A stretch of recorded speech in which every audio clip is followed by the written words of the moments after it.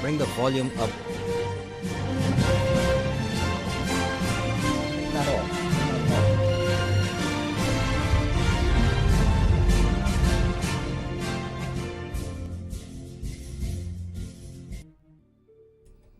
Good evening, listeners, and welcome once again to Keeping It Real. Today is Tuesday, the 25th day of September, 2018.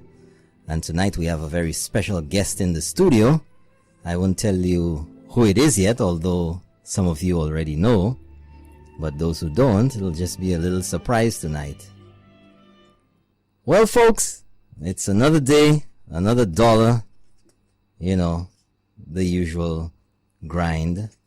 We're just coming off the funeral of Botham Shem Jean yesterday. We had lots of people out there paying their last respects.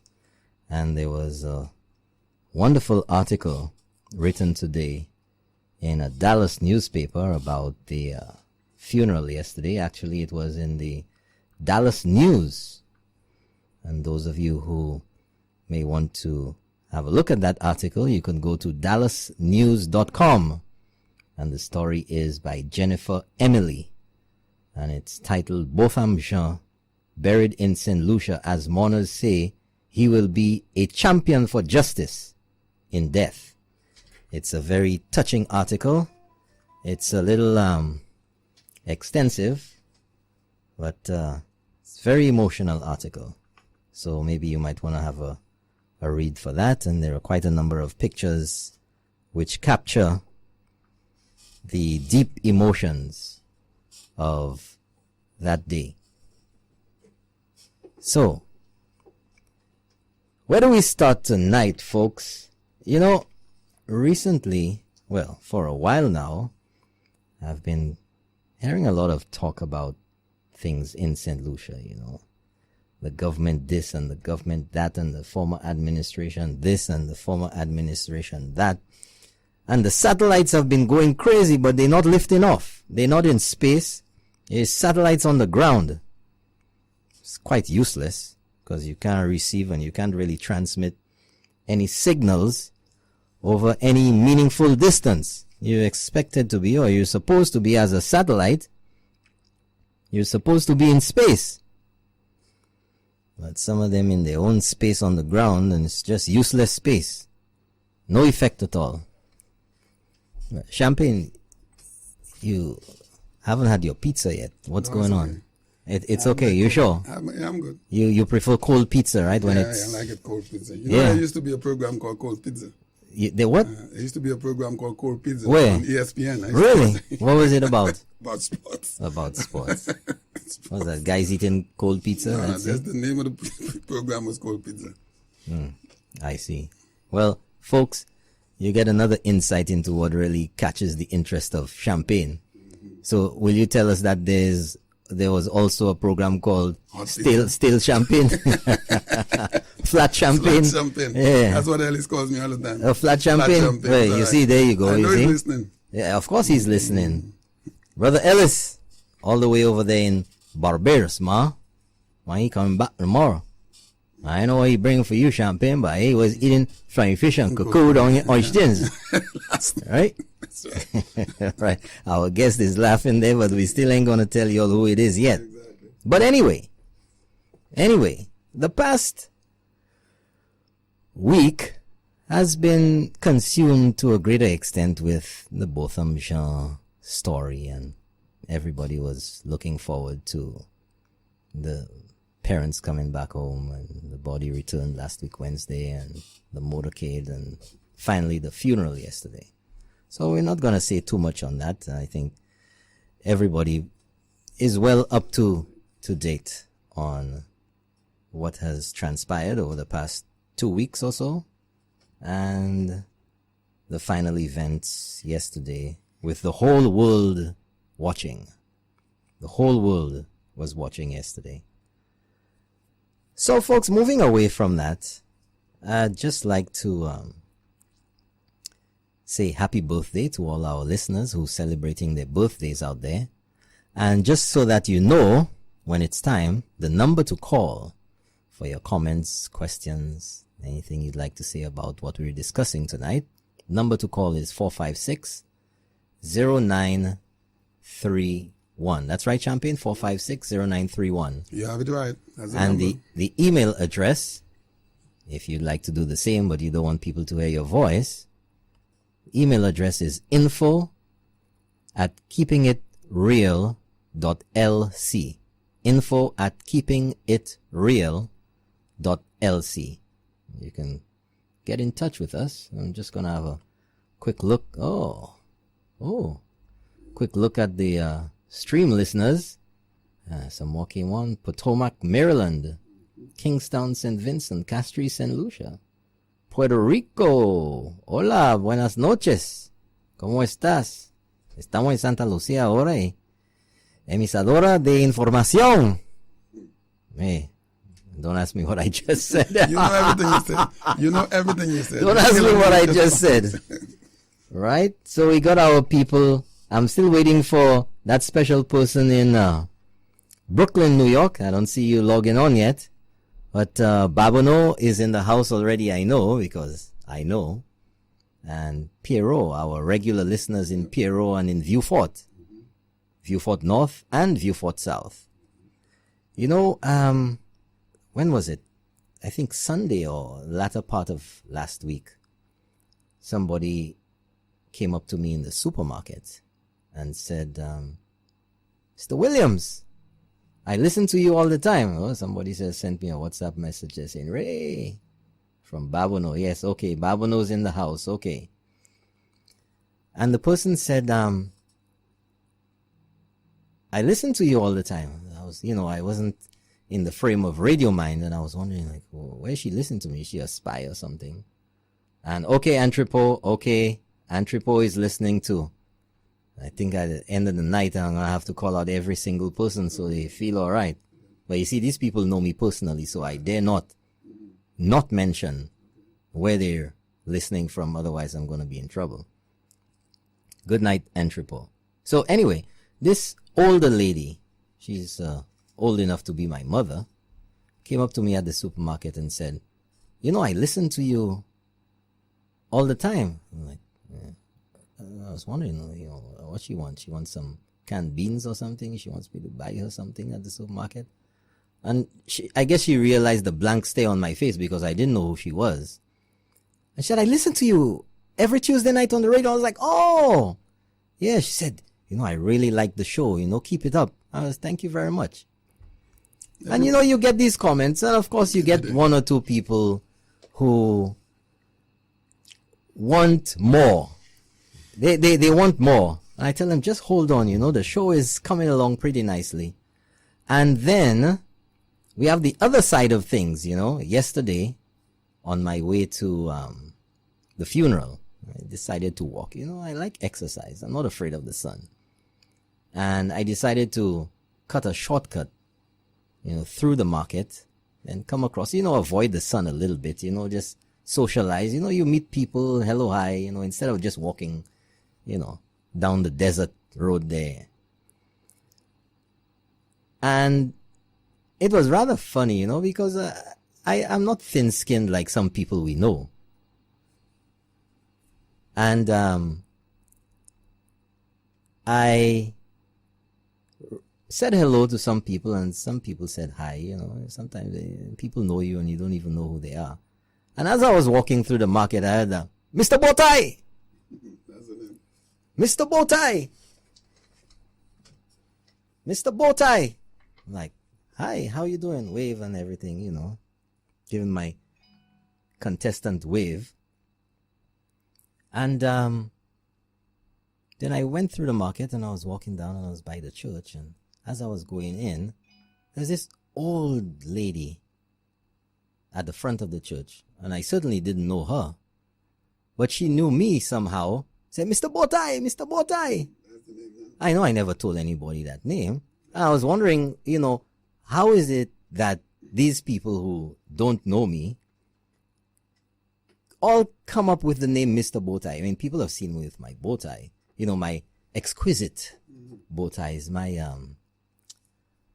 GQ bow ties, You know, some people are just jealous of the bow tie. What can I say? I don't know about jealous. I know that's the name now for you, Mr. Bowtie. I don't know about jealous. But nevertheless, folks, so after the service, I was outside. You know, I walked outside along Labrie Street there, and there were some people sitting, you know, with kids waiting for the procession to pass by. And this old lady said, "Mr. Bowtie, Bowtie, I see you, Mr. Bowtie." I was saying to myself, but how is it all of a sudden the Bowtie thing, Mr. Bowtie? I don't have any problems with the name Bowtie, Mr. Bowtie. I've even been called in certain circles the Bowtie Bandit. I don't have a horse, but I'm the Bowtie Bandit. And then it dawned on me, because I did hear it. It's rather humorous, I think that show is, that somebody was on my head last week talking about Mr. Bowtie, and when I get back, I'll tell you all about Mr. Bowtie. But thank you very much for mentioning my name and getting me known. It's more people for the show. You know, every one of them who called me Mr. Bowtie, I asked them to listen to the show tonight. And to all those people who don't know me but just made me out because of the bowtie or my picture or short video of myself that showed up on some other show, thank you for tuning in tonight. I appreciate you giving yourself the opportunity to know the difference between the truth and the untruth. So good night and welcome. I think I can introduce our guest tonight. In the studio with me and champagne is Senator, the Honorable Fortuna Belrose, and she's the Minister for Local Government and Culture. Good evening, Minister. Good evening, Norbert. Good evening, Champagne, and of course, thanks for having me. Good night, Miss Belrose. Good night, champs. You know, we're just going to introduce you now and have you on in a while, just after I do my preamble, but I know some people have been messaging me and wanting to know who the special guest is. So I've given away the secret, although quite a number of people already knew from this afternoon when I sent out the promo for the show. So folks, we'll be discussing a few things of interest. Of course, we know about the Soleil Summer Festival and the changes that have been made to how jazz and everything else is operated now since the new administration has taken office.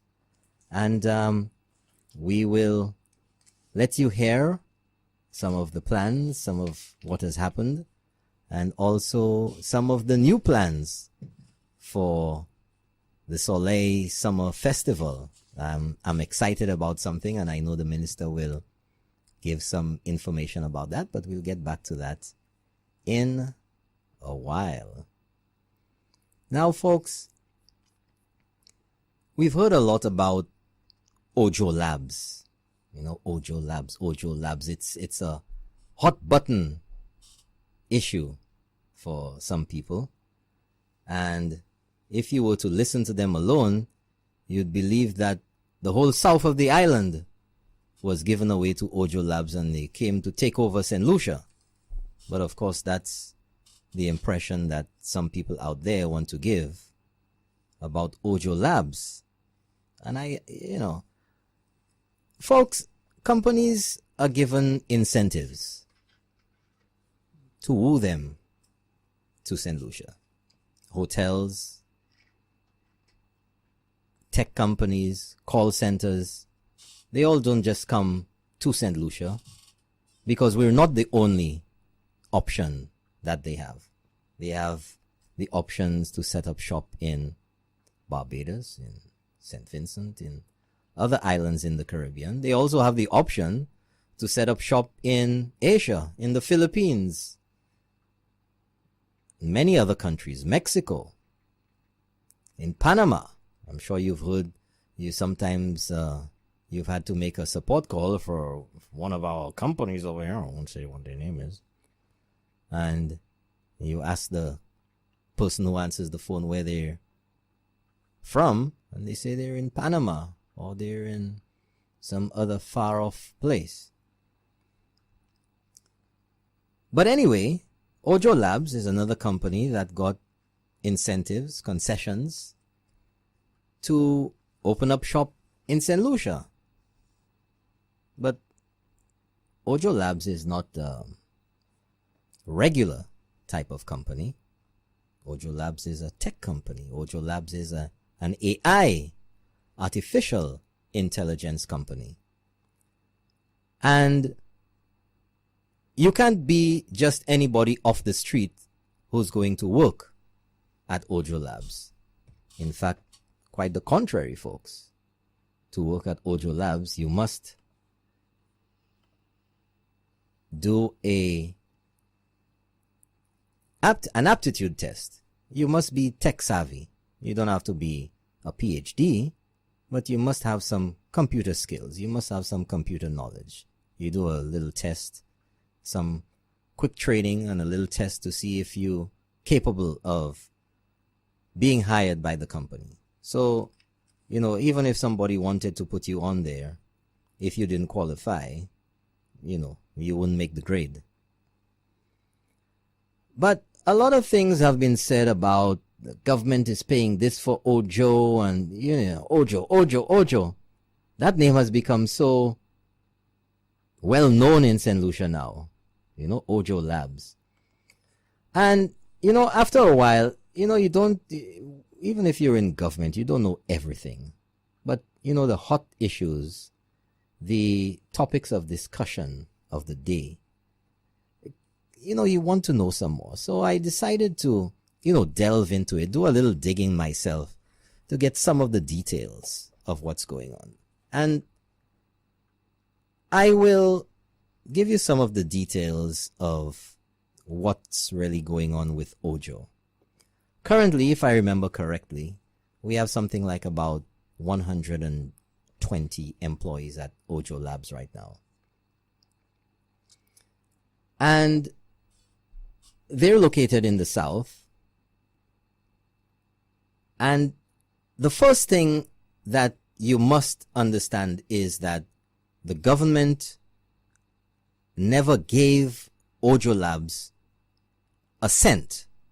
No monies were exchanged for anything that OJO Labs is doing in St. Lucia. However, OJO Labs has gotten certain concessions.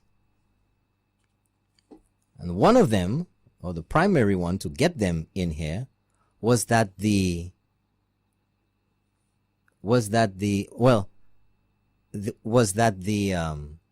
factory shell, which they occupy now, was outfitted, was refurbished, was gotten into shape for OJO Lab to move into by Invest St. Lucia. And Invest St. Lucia paid for all of the refurbishment of that factory shell down in the south that we know.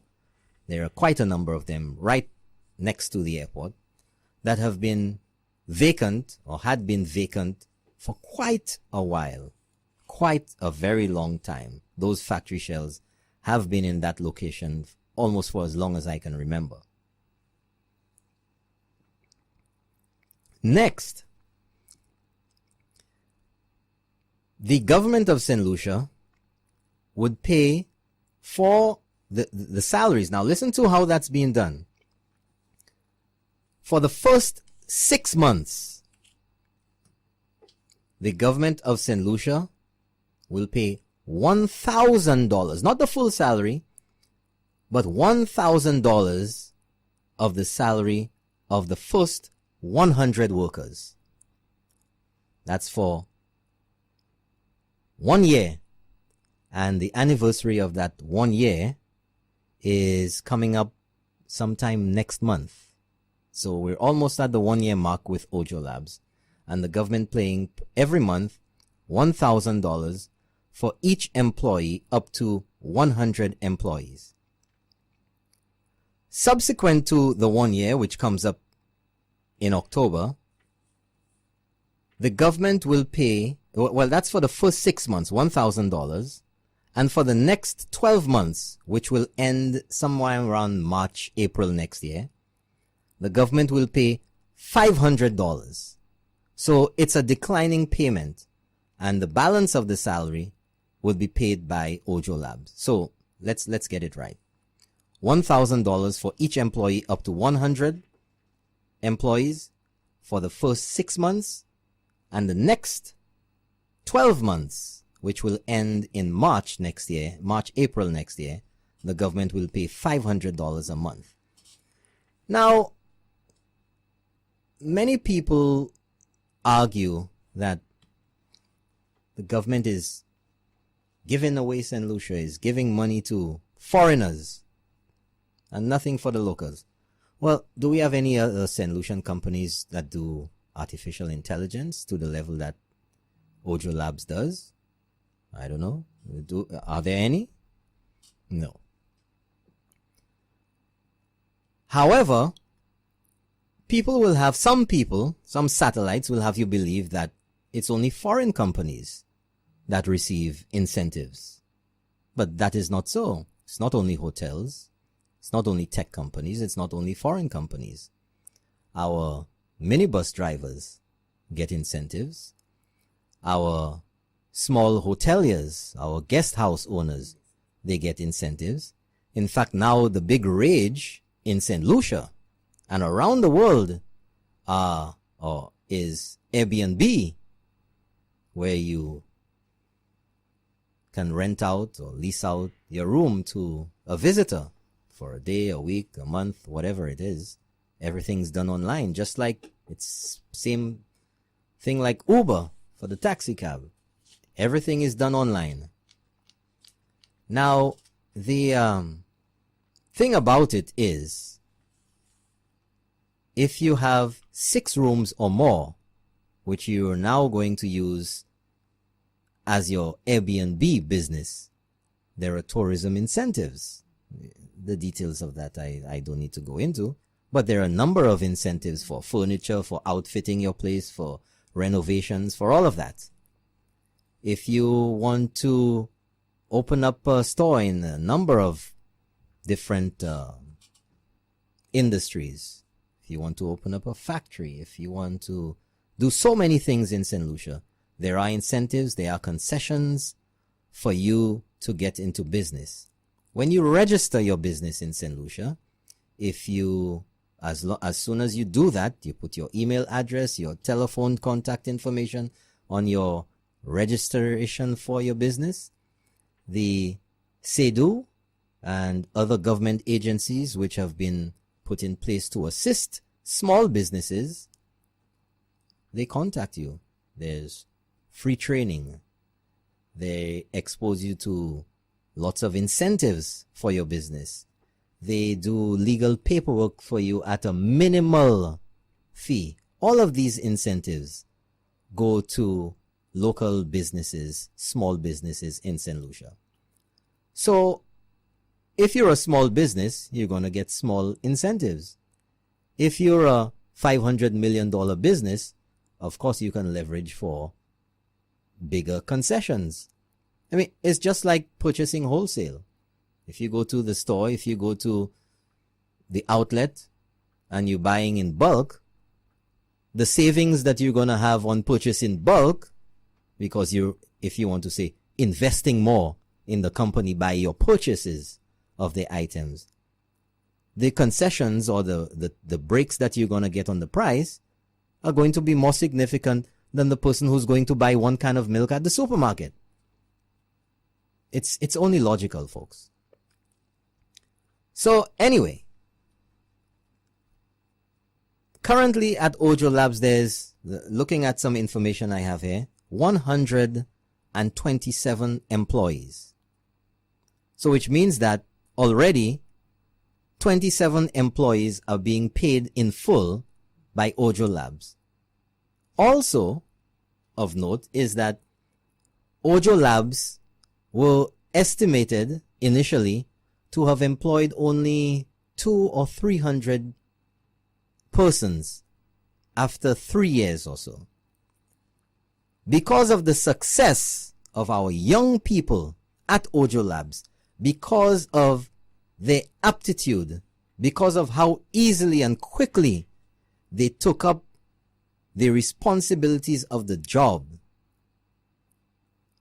the success of OJO Labs has now had the company take on even more business from other clients in the US.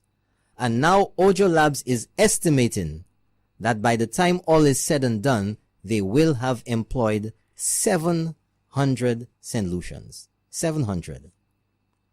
700 St. Lucians, folks.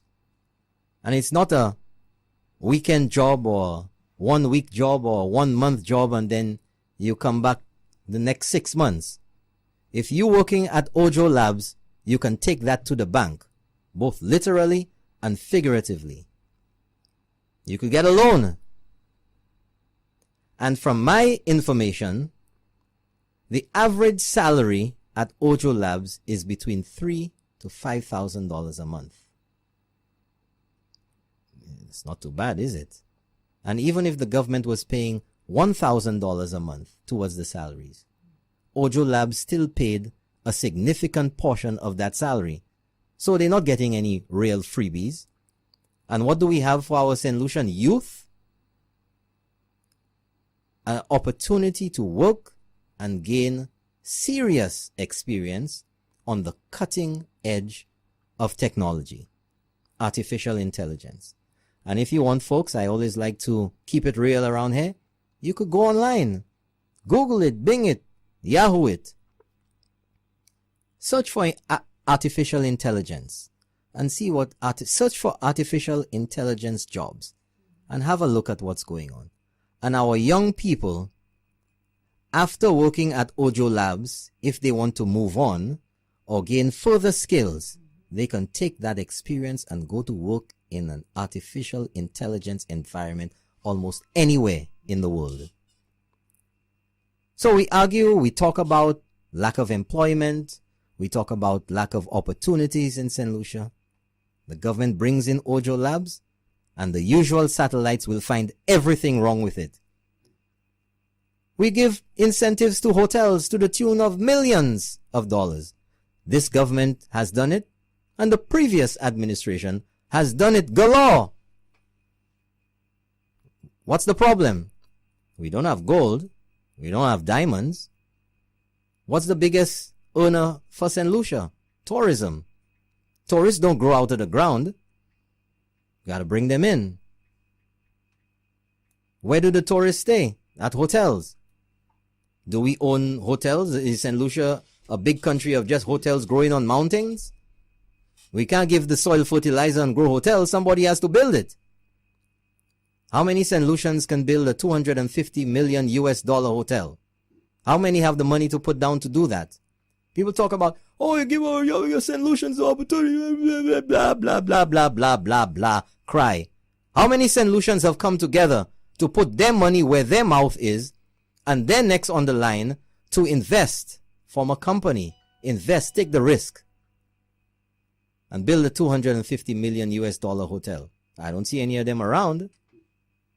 So we have to woo our investors. Our ministers have to go out, talk to people, lobby, because I don't know if some people don't realize it, but Barbados is looking for the same investors that we are. St. Vincent is doing the same thing too. You think they're staying over there and sleeping? And saying, oh my gosh, look, St. Lucia is doing so well. Wish we could do the same. Yeah, they wish they could do the same, and they're going out trying to compete with us. Now, we talk about investment, and one of the most important things in all of that is what the outcome is. What's the benefit to St. Lucia? What are our people getting from it? And the same people who are making all the noise, making the fuss, as some people would say, working themselves up in a tizzy, are some of the very same ones who feel that NICE, National Initiative to create employment, think that NICE was the best thing since sliced bread. Seriously? Are you serious? Well, that's what the guy said in Batman. Are you serious? And of course, he let out his well-known laugh. But folks, NICE, surprisingly, I'll give you some of the statistics about NICE. Because, you know, people want to say what they want about NICE to make it seem like all hunky-dory and, as I said, the best thing since sliced bread. But the intention behind NICE, I'm going to be upfront about it, was a good intention. But it was not intended to be a job. It was not intended to be long-term. It was intended to last only, listen to this folks, only 3 years. And the persons entering the program of NICE would be placed on contract for 1 year. And after the 1 year of experience in whether it's home health aid or whatever it was, after 1 year, you'd move on. Because the intention of NICE was to cycle people through the program so that as many people as possible would have received the experience.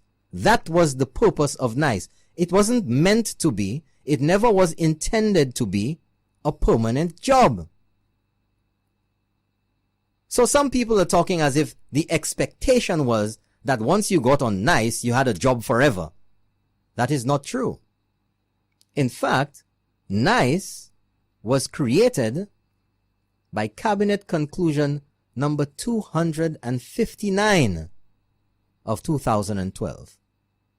Cabinet Conclusion 259 of 2012. You know, we hear a lot of people these days talking about cabinet conclusions, cabinet conclusion. A number of people are wondering, what is a cabinet conclusion? I'll just break it down simple for you, because around here we keep it real. We ain't trying to be no big time doctor and wow you with BS. Oh boy, cabinet conclusion, say go by, me say words, me say words. Me say go picha. Tansa me say kadila. Go pawol me say. Well, folks, a cabinet conclusion in the simplest form is, how does it happen?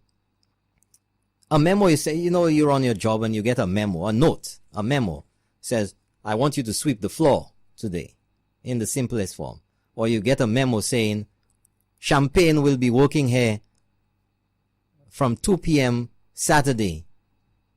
Or informational. In the case of cabinet, in the cabinet of ministers, a memo is sent with a request for something to be done. We want a playing field in Dennery, or we want a tax break for this new company coming in, or we want to do X, Y, and Z, because this is how government gets a lot of requests for things to be done. So the memo, when cabinet is in session, is brought before the ministers of the cabinet, and they discuss. And the discussion on that memo is based on the circumstances of government, the ability of government to afford what the request is, information that you may receive from the permanent secretaries, from the government technocrats who say, well, we believe that this is this, or you can do this, or you can't do that, whatever. And then the cabinet of ministers decide, you know what, we are going to give that concession to this business, or we are going to build that playing field in Dennery North, or whatever it is. And as a result of that presentation to cabinet, they come to a conclusion. And it is called a cabinet conclusion. And every conclusion that cabinet approves or comes up with is given a number. And it starts from number 1. So in this case, NICE, the National Initiative to Create Employment, NICE was formed by Cabinet Conclusion number 259 of 2012. So before NICE was formed, there had already been 258 cabinet conclusions that year. So NICE is formed, and the government proposed, listen to this folks, very interesting, 2012, 1 year after 2011. And listen to this now, we remember the famous promise, the famous words of you-know-who.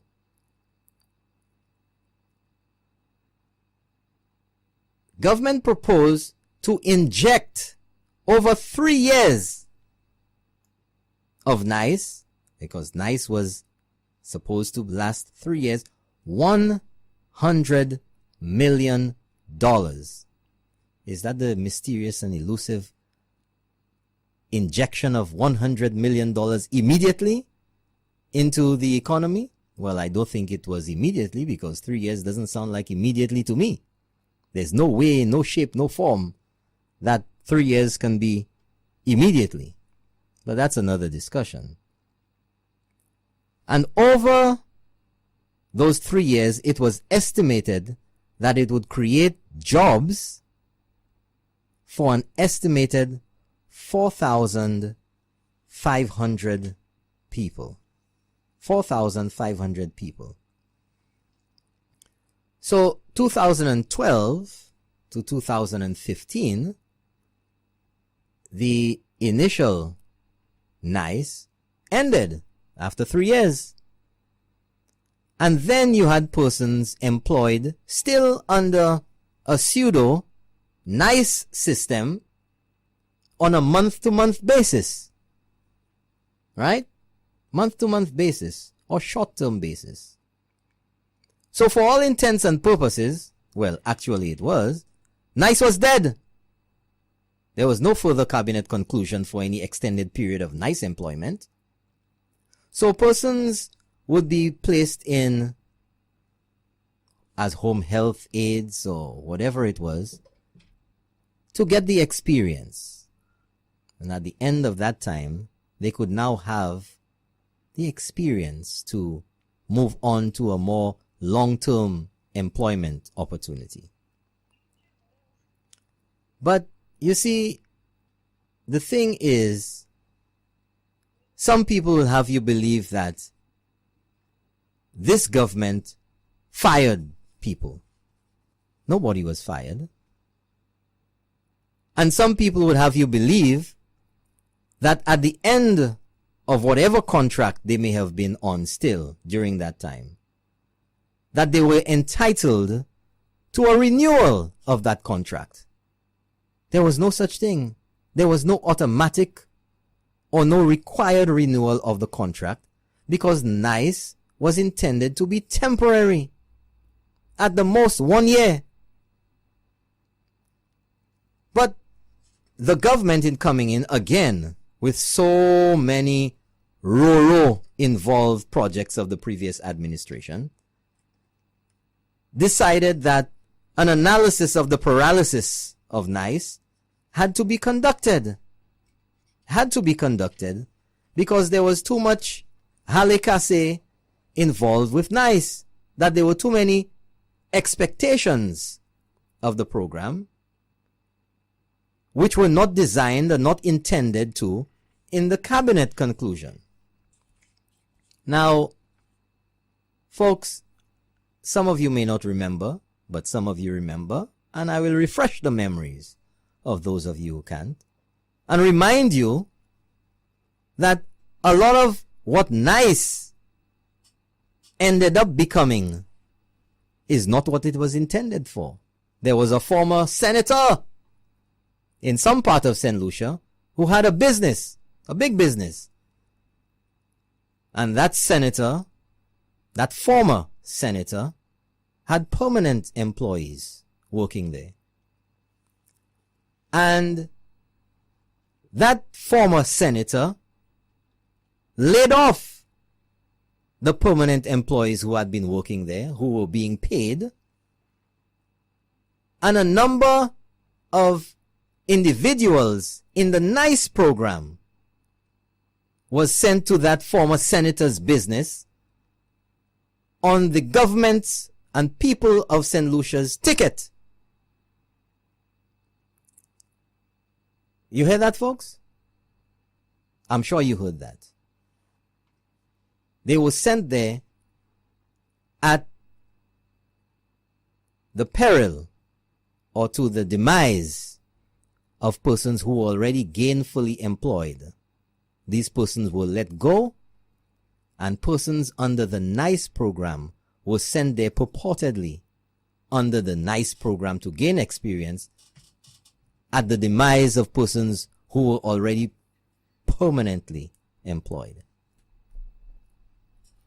We're just about to go to a break. We got to pay some bills around here. We don't eat pizza here for free. Well, is Champagne smiling over there? He put on his... Champagne, where you got these goggles from? That's cheap reading glasses. It's reading glasses. $5 reading glasses. $5 reading glasses. That's all I need. Okay. Just to read. Right. So, folks, just a little bit of the NICE program, and I'll give you some information about some other stuff in a bit. We're going to take a break, so whenever we have Keeping It Real, we can have some pizza and, you know, some cheap snacks in the studio that Champagne eats all up before we even get out of here. We'll take a break. Keeping It Real. If you'd like to call, number is 456-0931. If you'd like to email address is info@keepingitreal.com. Okay, folks, we're back after the break. You're listening to Kyrie FM 93.1. And the show tonight, as every Tuesday night, this is actually episode number 14 of Keeping It Real. And episode 14, How Time Flies, Champagne. And as I said earlier, introduce our guest, Senator the Honorable Fortuna Belrose.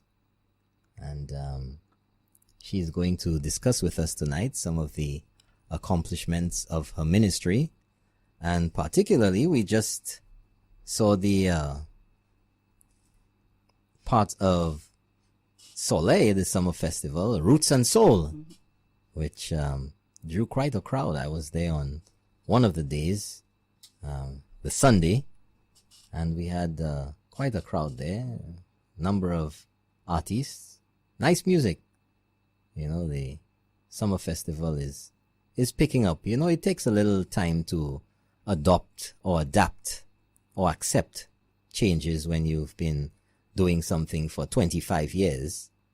And in its second year, the Soleil Summer Festival seems to be standing on its own feet pretty well.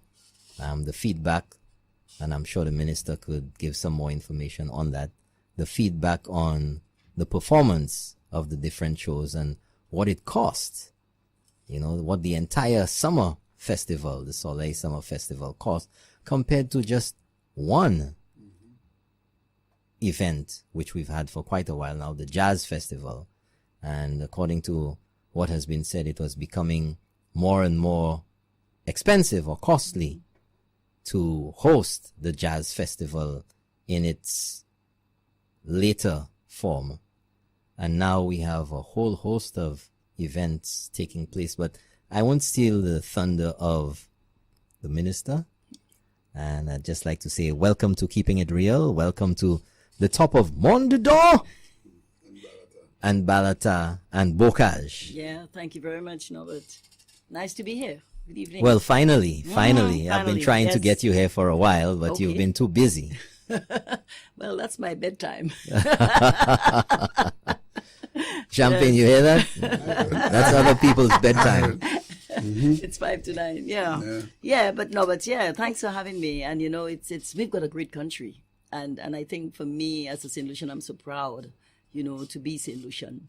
And you spoke earlier of Botham, you know, and hoping, you know, the stand for justice for Botham and the way he was, you know, reported on. And the way, even Alison, his mom, who served as a government a permanent secretary in the ministry, deported herself, comported herself overseas. I think it really, it's a joy to know that you're from St. Lucia and you have St. Lucians who can make you proud underneath trying circumstances, so we're quite happy.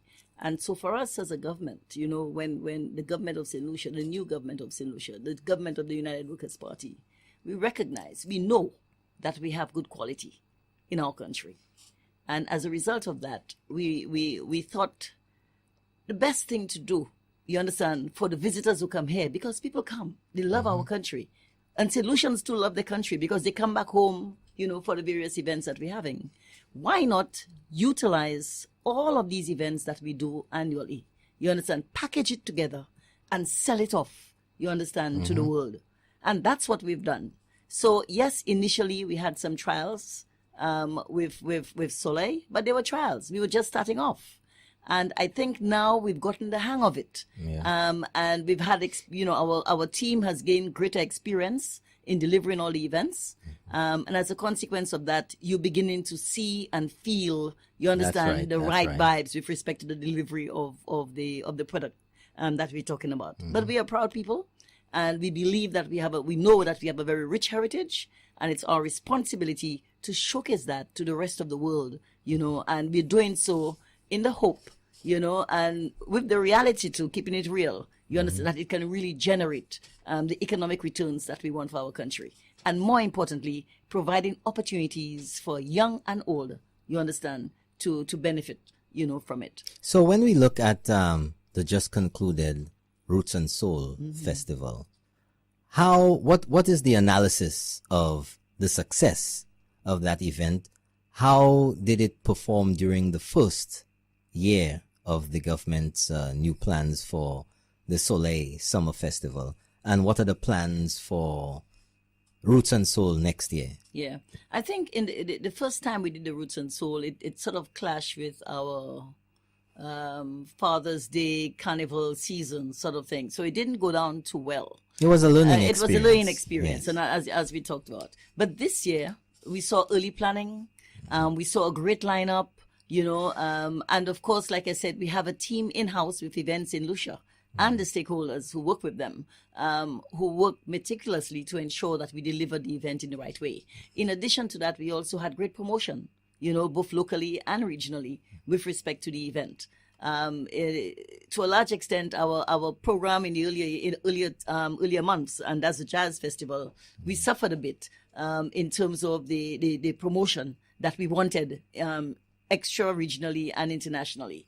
But with the Roots and Soul, I think it all came together, in the right way. So we have a great template going forward for our events. We'll just continue to work at it to ensure that we deliver quality and make it better every time. The object is to deliver quality. And that's why, for me, I really want to thank the staff, because they believe in that, improving on the quality of the product every time that we deliver.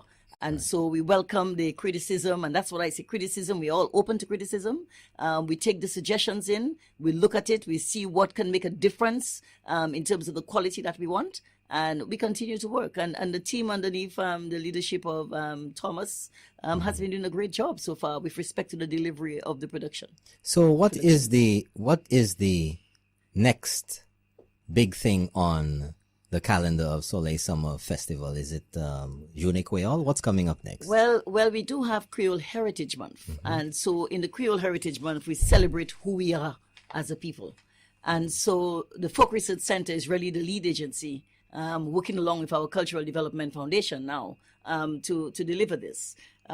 We will be doing, and there's a full schedule. I don't know if you've been privy to the schedule. I haven't seen it yet. But there's a full schedule of events which commences with the launch of the Creole Heritage Month in the community of Choiseul. And when will that be? And that is scheduled for the 30th of September. So that's just in 5 days. Yes, which is Sunday coming. It's Sunday coming in the community of Choiseul. And Choiseul too has a very rich history, in terms of the arts and culture. That's right. And so we're looking forward to seeing the arts and craft, you understand, festival really which is what they'll be putting on. So the place to be this weekend is Sunday's Choiseul. It's all free. You come down and have some fun. Of course, you have to buy your own food and drink, but it's a community to be in. Champagne, you hear that? On Sunday, it's Lafargue Choiseul. You come. Yeah, without interrupting, isn't Oktoberfest on this Sunday as well? No. Yes, there's Oktoberfest at the Pigeon Island. That's this Sunday. Yes, but I just wanted to bring that out because I heard it was. Yes, I think that's a paid event. But we have a free event for the launch of the Creole Heritage Month in Vieux Fort and in Choiseul, and we're encouraging our people to come out and support the community of Choiseul as they look to showcase, the arts and craft and the culture. At the very least, if you're in the South, you can head to Choiseul. Absolutely. And it's always a great destination. The people down there are warm and friendly, and the food is good. That's something that's always said about Choiseul. It's a lot of people like going to Choiseul. Yes. And beautiful it's very homey. It's very beautiful friendly. People. I have some friends down there. You have some friends. So you're saying that with a smile. You're saying that smile is not just a casual smile. That's a real deep down smile. I saw your face wrinkle up and everything. People in Choiseul are very warm people. St. Lucia in general, but the people down there are very, very friendly. Are you from Choiseul? No, I'm not. But how you end up down there? Well, now as you say how you end up down there, that is the object really of the Creole Heritage Month, Just get you to go all over. Découvrir Saint-Lucie. I think that's what the theme that they're working with. Go around and really, discover your country. Another good thing that will be happening on the 1st now is the celebration of Rameau-Poulin. This great violinist from St. Lucia, musician from St. Lucia, and he'll be celebrated as part of the Icon series in the community of Bellevue. On the Monday, which is a holiday. Okay. So, and that's Bellevue Vieux Fort. Yes. And so we're encouraging persons to go out there, to support, that initiative as well. And that information is available on the government website, on the government pages. It's going to be on the radio. Yes, it's on Folk Research as well as the CDF website. Yeah, so it's there. So people can go and actually see what is scheduling. But it's really a month to really engage. It's really my favorite time of year, and I'm happy I'm the Minister of Culture for that, because you really get a chance to sample all the good in us. It's time that we remember our elderlies, the grandparents, the way we did things. We take a look at how we manage ourselves through the years, and how far we've come as a people. And I think the Creole Heritage Month really brings that out, in all the programming. And this year, given the extent of the programming I see, I think there's really a treat for all. Okay, good. And what's next on? What other significant thing is on during that month that many people would like to? Well, I think we also celebrate La Marguerite. La Marguerite is part of our culture. It's one of the flower festivals. We celebrated the La Rose Festival in August, and of course, this month is the La Rose, is the La Marguerite, which is going to happen in the community of La Ressource Dennery. Okay. Champagne, are you a Laos or a La Marguerite? No, I'm La Marguerite. I'm a Marguerite. Champagne, I thought you were both. I'm October. You're October. Okay, so October. But are you aware of the big event at the Castries Market with the celebration? So I'll let you talk about that. Which one? The Grand Market? There's on the 13th of October. Yes. CDF and the Castries City Council is putting on a big event. The Guan Science Margaret. The flower. Margaret. Exactly. Oh, that's at the market on what date? Castries Market on the 13th. On the 13th. Yes, Castries Market. Okay, good. 13th. So that's something to look forward to. Yeah, and the good thing is, I think the City Council, to a very large extent, you've gained some experience too in putting on own events. They've been able to work together, with the CDF to be able to. But that's the perfect day because it's a Saturday. That's right. Yeah, so Saturday a lot of evening. Things are gonna go on there. That's nice. That's I think I'll you have to come check it out. It's gonna be beautiful. Yeah. Yes, nice. with the bow tie. Hey. But you have to have a Madras bow tie. I have one of those, so don't worry. Okay. I have one of those. Yeah, and then of course there are several other events happening. Of course, the main event though is on the 20th. We have two communities, Soufrière and Vieux Fort, that will be celebrated in a big way. Vieux Fort, of course, with all its space and everything else. The committee has made a strong case for it to host this event this year again, and so we're looking forward to the grand showcase, of everything St. Lucian, during that event. And of course, Soufrière with all its splendor and beauty, natural beauty, would also be on show as well. Madam Minister, I'm happy you clarifying that because the word around was they were going to have, it's going to be one main avenue for the Journay Kweyol, and I was hearing it was Vieux Fort, and a lot of people was saying just the one venue was not good, and now I'm hearing you saying Vieux Fort and Soufrière. So that is good to know, because a lot of people the Folk Research Center confirmed that it's Vieux Fort and Soufrière that will be doing the event. Okay. Yes, and of course you have smaller communities that are doing their own thing as well. But Vieux Fort and Soufrière are the two leads, so you can do breakfast in one and lunch go to lunch in the other one. Okay, good. Or the reverse. Good. You know, it's up to you. Now one thing, Champagne and Madam Minister, that I'm really excited about. I think we spoke about that earlier. I've heard about it, and we discussed it a little bit this evening. I don't want to take away from it. Well, I'll just segue into it, and then you could give some details or what information is available. Folks, what really has me excited, and it's going to be an addition to the Soleil Summer Festival lineup, and it's going to be Indian Heritage, whatever it turns out to be called. And I think this is just going to be huge for St. Lucia as far as tourism is concerned, as far as food is concerned, as far as fashion is concerned. There's going to be some Indian festival. Wow. So, Madam Minister, say something about that. Yeah, well, I know we've been, there's usually an Indian festival every year too, where we celebrate Indian Heritage Day. I think the Indian Arrival Day in St. Lucia. It's usually in August, I think it is, maybe August 6th, thereabout. That's when the Indians first came into St. Lucia. But we've got a very huge Indian population. Yes. And we also, when you look through the diaspora, lots of Indians, and most of them are pretty well off as well. But next year is our 40th anniversary of independence. And so what we've done is to consider all our people, all our stakeholders, and we're trying to work with the teams to ensure that we bring home, for the 40th, some major events into the country. I can't divulge these events now, right. But I know the teams are working, and the Indians are very much a part, of that planning with us.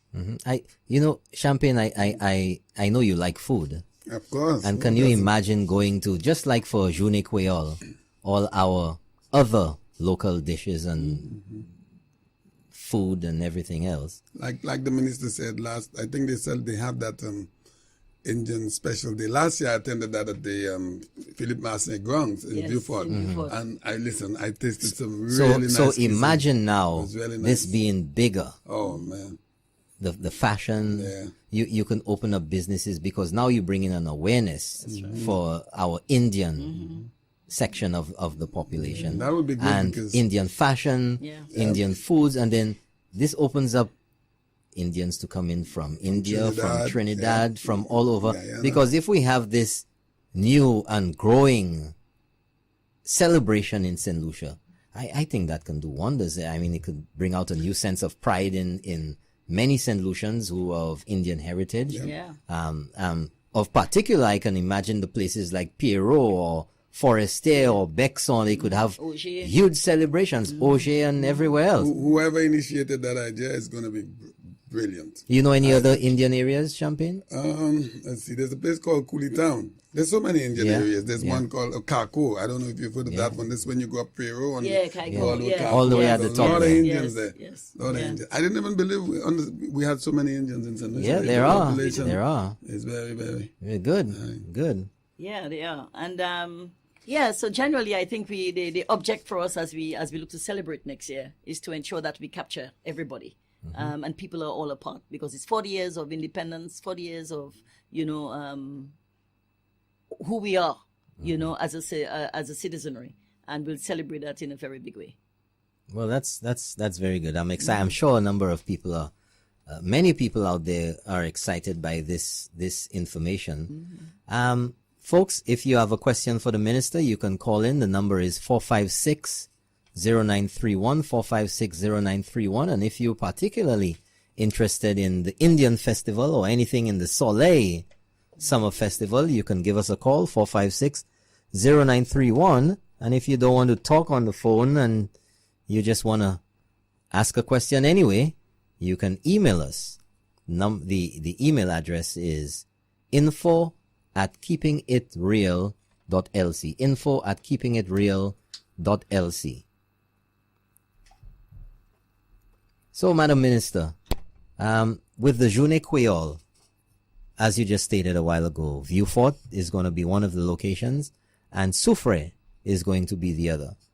Which one of them are you going to be at? Both. You're going to be so just willing. like champagne, breakfast at one, and lunch at the other. Yeah. They're so close. Yes, breakfast at one, and then lunch and perhaps dinner at the other. Well, I just got a message here on WhatsApp, so I have to shout out the listeners.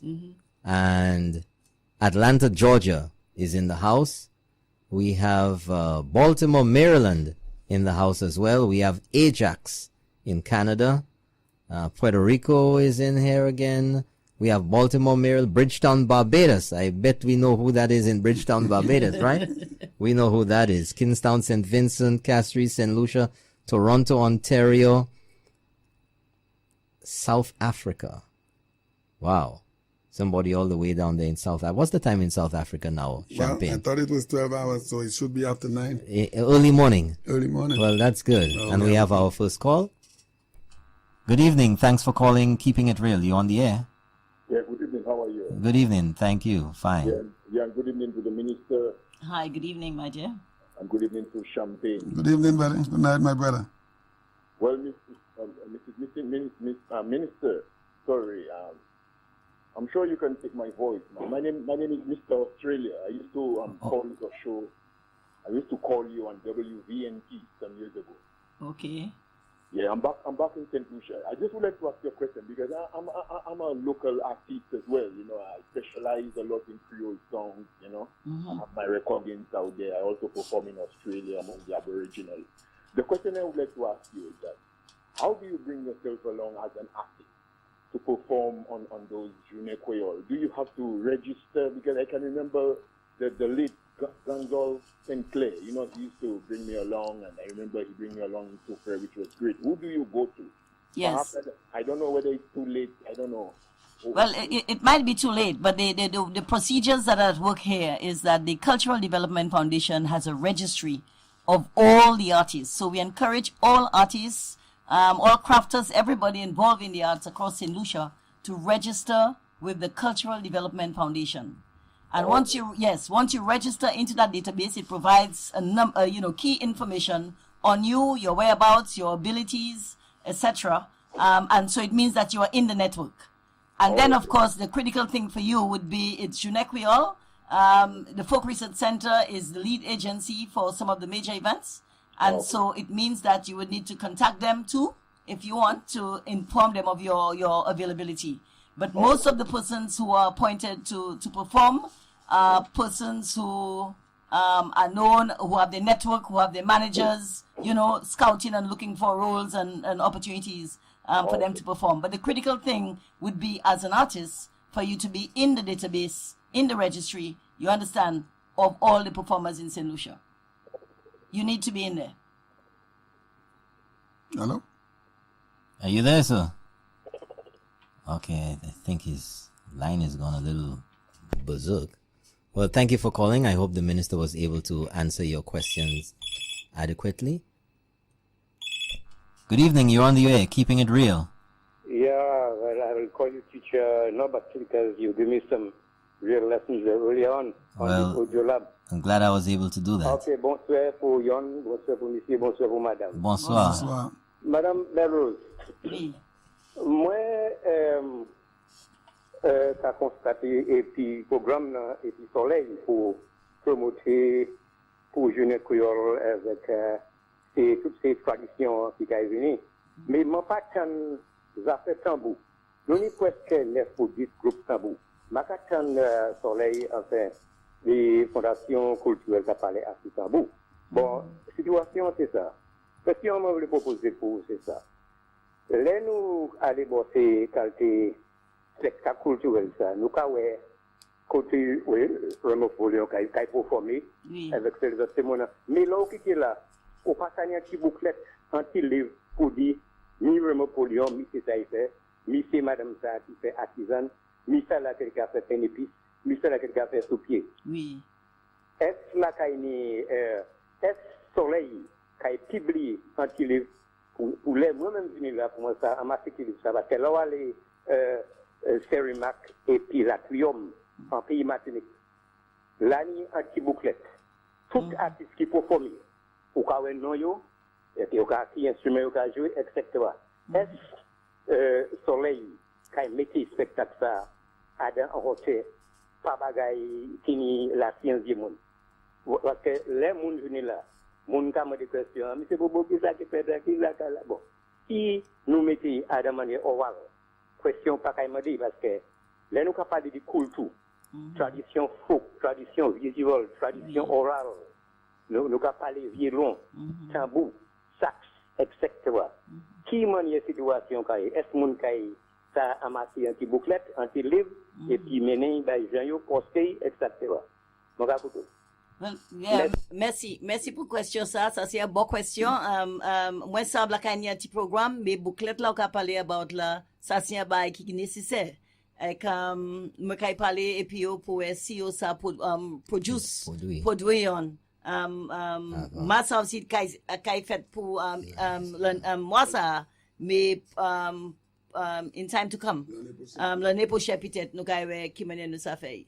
Bon là also ni a go festival de c'est la was avec la Marguerite a go programme qui kay mon repos bo c'est Sendescat bo ko c'est Sendescat kawesi qui date on the 21st so we will have a festival of violin you understand and music Laos music as well celebrating c'est Sendescat on the 21st of October.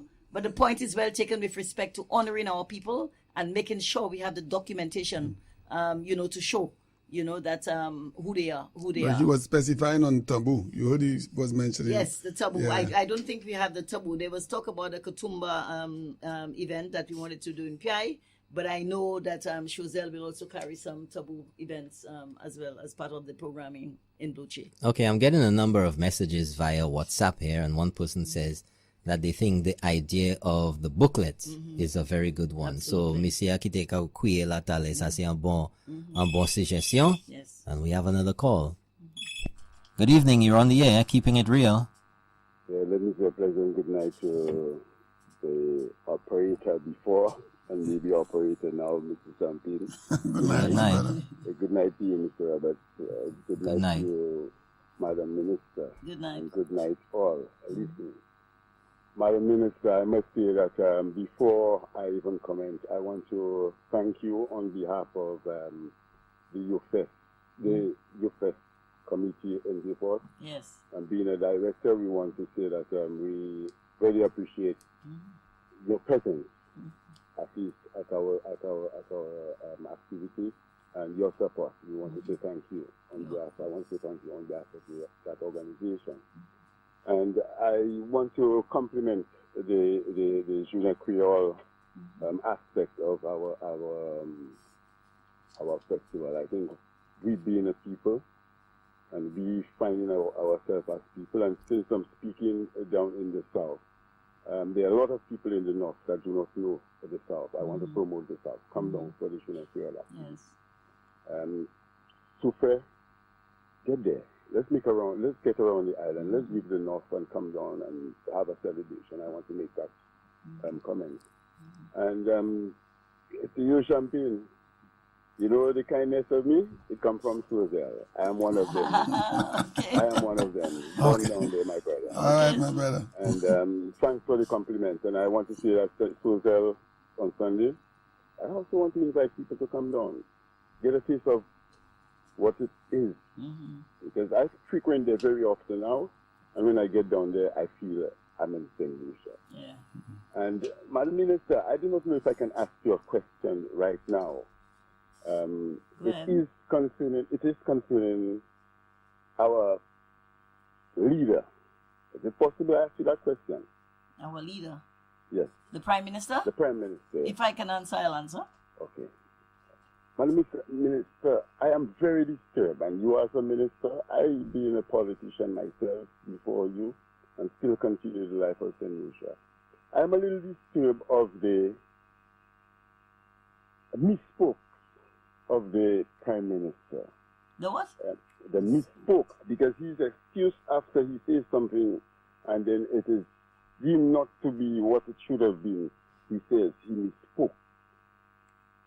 You understand where I'm coming from, what I'm saying? Okay. Yeah, I am a little disturbed about this. How do you all, as ministers, you know, feel as St. Lucian when those things happen? I just want to get that.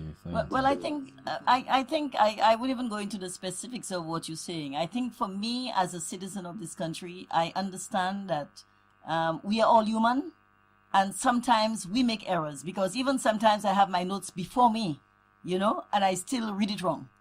And so sometimes we make errors, and sometimes in our enthusiasm to give information, we may give we may give too much or too little. And then within the dynamics of the whole government service, sometimes we set our timelines and they may not necessarily be adhered to, because there's so many different processes that it has to go through.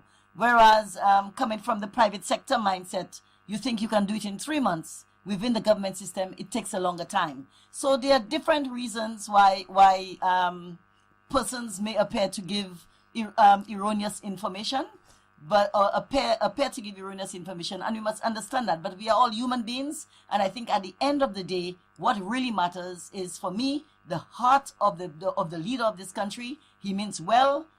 He's well intentioned, and I think our citizens can take the assurance that he sees about St. Lucia first. And that is the most important thing about him. St. Lucia first. Everything else is afterwards. And I think but he's human, he would make mistakes. And we should be able to forgive him when he makes those mistakes. Very well, madam. Well said. Well said. But there is a lot to gain out of what you just said. But I want to say that I believe that, just like you, I believe you've gone in there, you've tried your lines. I can give you a little thing for the way you behave, even the way you address questions. I want to encourage you to learn more and keep our Constitution safe. But I'm a little disturbed. I hope the Prime Minister comes to the show one day, but I can ask him a couple of questions. Have a blessed night, my dear. Okay, thank you very much, sir. Thanks for calling. Well, folks, you know, that was just another wonderful example of our democracy at work. Yeah. And this government is not immune to suggestions, to criticism. In fact, as I have said before, and I will say it again tonight, I believe that this administration is the most transparent administration ever, or at the very least since independence in St. Lucia. The pre-cabinet press briefings are unprecedented in St. Lucia. The access that the news media has to the administration, to the ministers of government, is unprecedented in St. Lucia. And I think this only speaks well for our democracy. I think it only speaks well for the intentions of the government. And as St. Lucians will continue to see that this government is working in the interest of all St. Lucians. And, you know, if I could just put in there, I'm very much convinced that a lot of the objectives of this government, and particularly a number of the large projects that this government has announced, are pretty soon to be executed. And the big kahuna of them all is the Huonora International Airport redevelopment. That's going to start coming on stream within a month or so. And we'll see quite a transformation in the South. And an announcement was made on Sunday, but I'm not going to preempt that. If it gets out there, it gets out there by some people. But I think St. Lucians, and if I will just give a little hint, the people of the South are going to be enthusiastic about this information. I think it's going to shoot Viewfort into the stratosphere, and the community, the constituency, which has been neglected for so many years by a representative who was given the mandate by the people of Vieux Fort on so many opportunities to do something for them, and in fact did absolutely nothing, I think now they will be elated to see what is coming their way. I'm telling you, Champagne, I don't live down there. And when I got this information, I was absolutely ecstatic. And I think the people of, I'm not going to give it away, the people of Vieux Fort are going to be very, very pleased. And when I look in my crystal ball and see what this new development will do for the South, Vieux Fort will be transformed, if only just for that. If only just for that. But I'm not going to give it away. Like I say, I will leave it up to the relevant authorities to make the official statement, folks. Folks, Vieux Fort, big things are coming. A big thing is coming. Remember, you heard it first on Keeping It Real. We're keeping it real. Not just one. Hey, I'm talking about one thing. I'm not saying anything else doesn't exist. Okay. But I'm talking about one. It's not the airport redevelopment. Wow. It's something else. Wow. And I'm telling you, it is big. You're not even going to tell me? I'm not telling you. All right. Okay. I'm not telling you right now. All right. Okay. Okay? Folks. You As you say that, So, let's take that one. Okay. Okay, good night. Welcome to Keeping It Real. Go ahead. You're on the air. Good night, madam. Good night. Good evening. Brother Champagne, what's up, man? Yeah, I'm good. Good night. Good night. How you doing? It's not a message for the minister. I'm just calling to see what I'm in the house. And I'm like the program going on. And all the good big things that are coming to the court. I welcome it. And I just keep up the good work, man. Champagne, you know who that is. I know the voice. Good night. Okay. Thank you for brother. calling. Thank you for calling, Keeping It Real. All Yes, right. keep it real down there in the South. Champagne, you realize we have a lot of listeners You know in why? the South. Because we have a very nice clarity down there. They're receiving us very, Very very clearly. nice down, very clear down there. Very But I well. think the key, you're saying that, and Vieux Fort people perhaps would have felt that they've been neglected for some time. Oh yeah. They have been. And I think what we want to tell them is to believe, because this government is about sharing. This government is about spreading the love, you understand, across the country. And we will spend no effort to make that happen. And I know my prime minister is committed to that. I sit with him every day. And I know that this is in his heart. And so the people of Vieux Fort must embrace those opportunities that they're getting. I think Creole Heritage is going to be a huge celebration. Really, the south of the island is really benefiting from what we're doing. And I think it's just a taste and the beginning of the appetite for what is going to happen. But in the south. I don't think, well, it wasn't missed on me, and I'm sure many people realized or noticed it. They just haven't seen the transformation or the fruits of that interest in the South.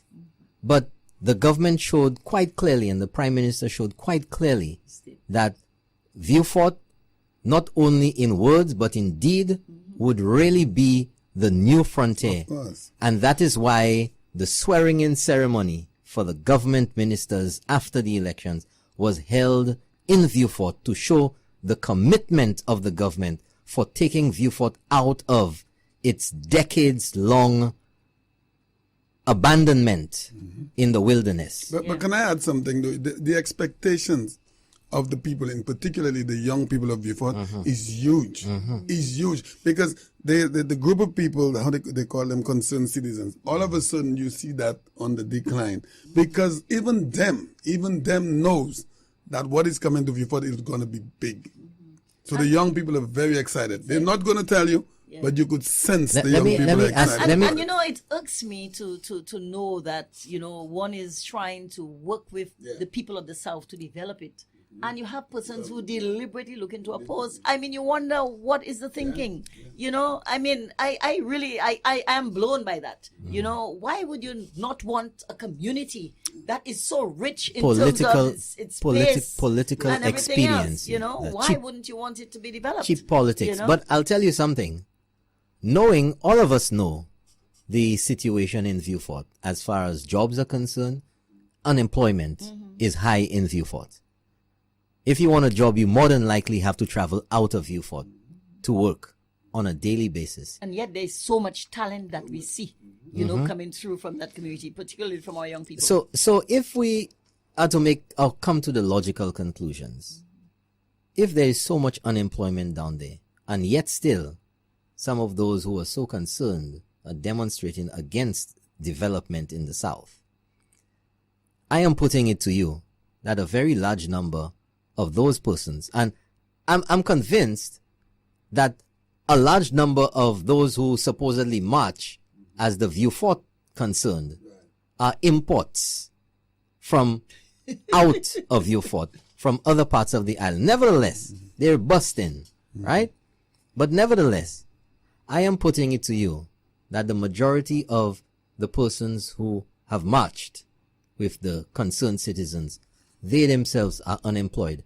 And I am guaranteeing you that when the development starts in the South, they will be the first persons applying for jobs. And they will not be rejected. And what was, nothing's going to be wrong with that. No, there are solutions. Yeah. They should never be rejected. My buddy that just called, I want to say that on national radio, the gentleman that just called, he said if he was given the opportunity as the one that's hiring, he would mark every single one of them because, you know, but I know we don't operate that way, so he was just messed around. You have to cater, and particularly in an environment where they have not had. You know, it doesn't make sense to disenfranchise anyone. You need to leave it open for the people, and those who deserve it, those who want it, will come and get it. You know, I think that's how we should operate. But imagine. Let's just imagine for a while, because the people of Vieux Fort deserve it now, after so long of being neglected. And imagine the people who have to travel every day from Vieux Fort to come up north, whether they drive, whether they take the bus, get a ride, to go from one end of the island and most likely all the way up to the other end. You know how much money it costs weekly or monthly and it also in transportation. And it also takes a toll on your health. Wears as well. you out. Wears you you out. Now, you know. look at the other ills, if you will, or the problems that can be associated with that. How much time do you have to spend with your children, with your family? What stresses and strains does that cause, you know, in relationships? And very often, because of the hours these people work, they may not even travel every day, maybe only on weekends. So staying up here, they have to rent another apartment or another house or stay with somebody. You still have to contribute. Money's up here, and that causes all sorts of problems for family life, for your health. You know, when you like, I know what it is. We've worked hard. When, you know, you're falling asleep everywhere, like they say in St. Lucia, you have dropsy. Yeah. You know, your life is, you're just working and working, and imagine how much time you will save, how much more beneficial it will be to your family life if you could work 5-10 minutes away in Vieux Fort. Well, to add on what you just said, I have a friend of mine, she does housekeeping. She lives in Bunce, okay? On a Sunday, she has to get up at 5, not even 4. She works at 11. She has to get up at 4 o'clock, 5 o'clock, to get to the junction, the main road that's on the Library Highway.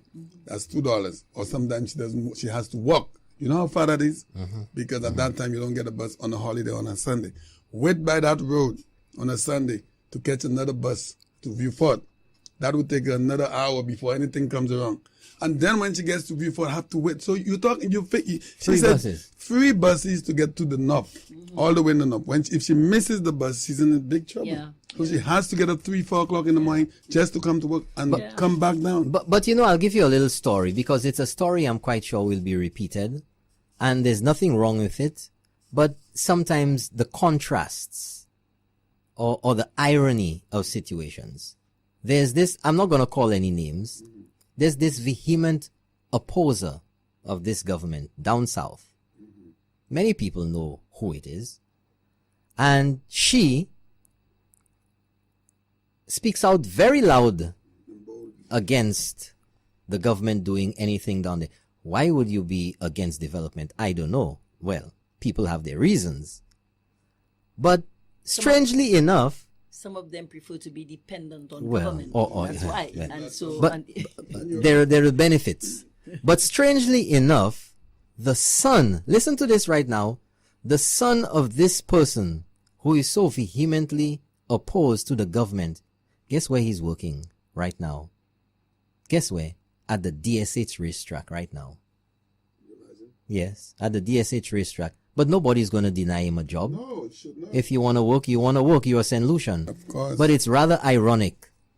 You know, it's rather ironic that the son of this person who is so vocal in denouncing the government and denouncing the DSH racetrack, and certain people are saying, oh, is it only to pick up horse poop that our people are good for in the South? Her son works at the DSH racetrack. But folks, you know, let me tell you something. If push comes to shove, when you go to the supermarket, when you get to the cash, you have a trolley, you have a basket, whatever you've picked up off the shelves. When you get to the cashier, does she ask you where you work? And if you tell her that you work at the DSH racetrack cleaning up horse poop, is she going to tell you we don't accept that kind of money over here? You know, a job is a job. When you have to pay your bills, when you have to pay your electricity bill, does the telephone company care what work you do, whether you're an accountant, whether you're a secretary, whether you're a waiter? They don't care. When you have to pay your mortgage or you want to buy a house, does the bank really care that you are a waiter? As long as you can satisfy the requirements of employment and making enough money to pay that, that is the only thing that they're concerned about. But, you know, yes, Madam Minister. As Minister of Culture, I've really got a chance to listen and see and feel, you know, this culture of ours. And one of the things that we do very well as a citizenry is to be negative at everything that's positive. You know, once somebody comes up with a new initiative or there's a change in something, our natural instinct is to be negative. And that's something that we need to enlighten our children on. It's a natural thing for St. Lucia to be negative to you as opposed to being positive. And as parents in our society, we need to continue to teach our children that not everybody will agree with us. Not everybody will like what we do.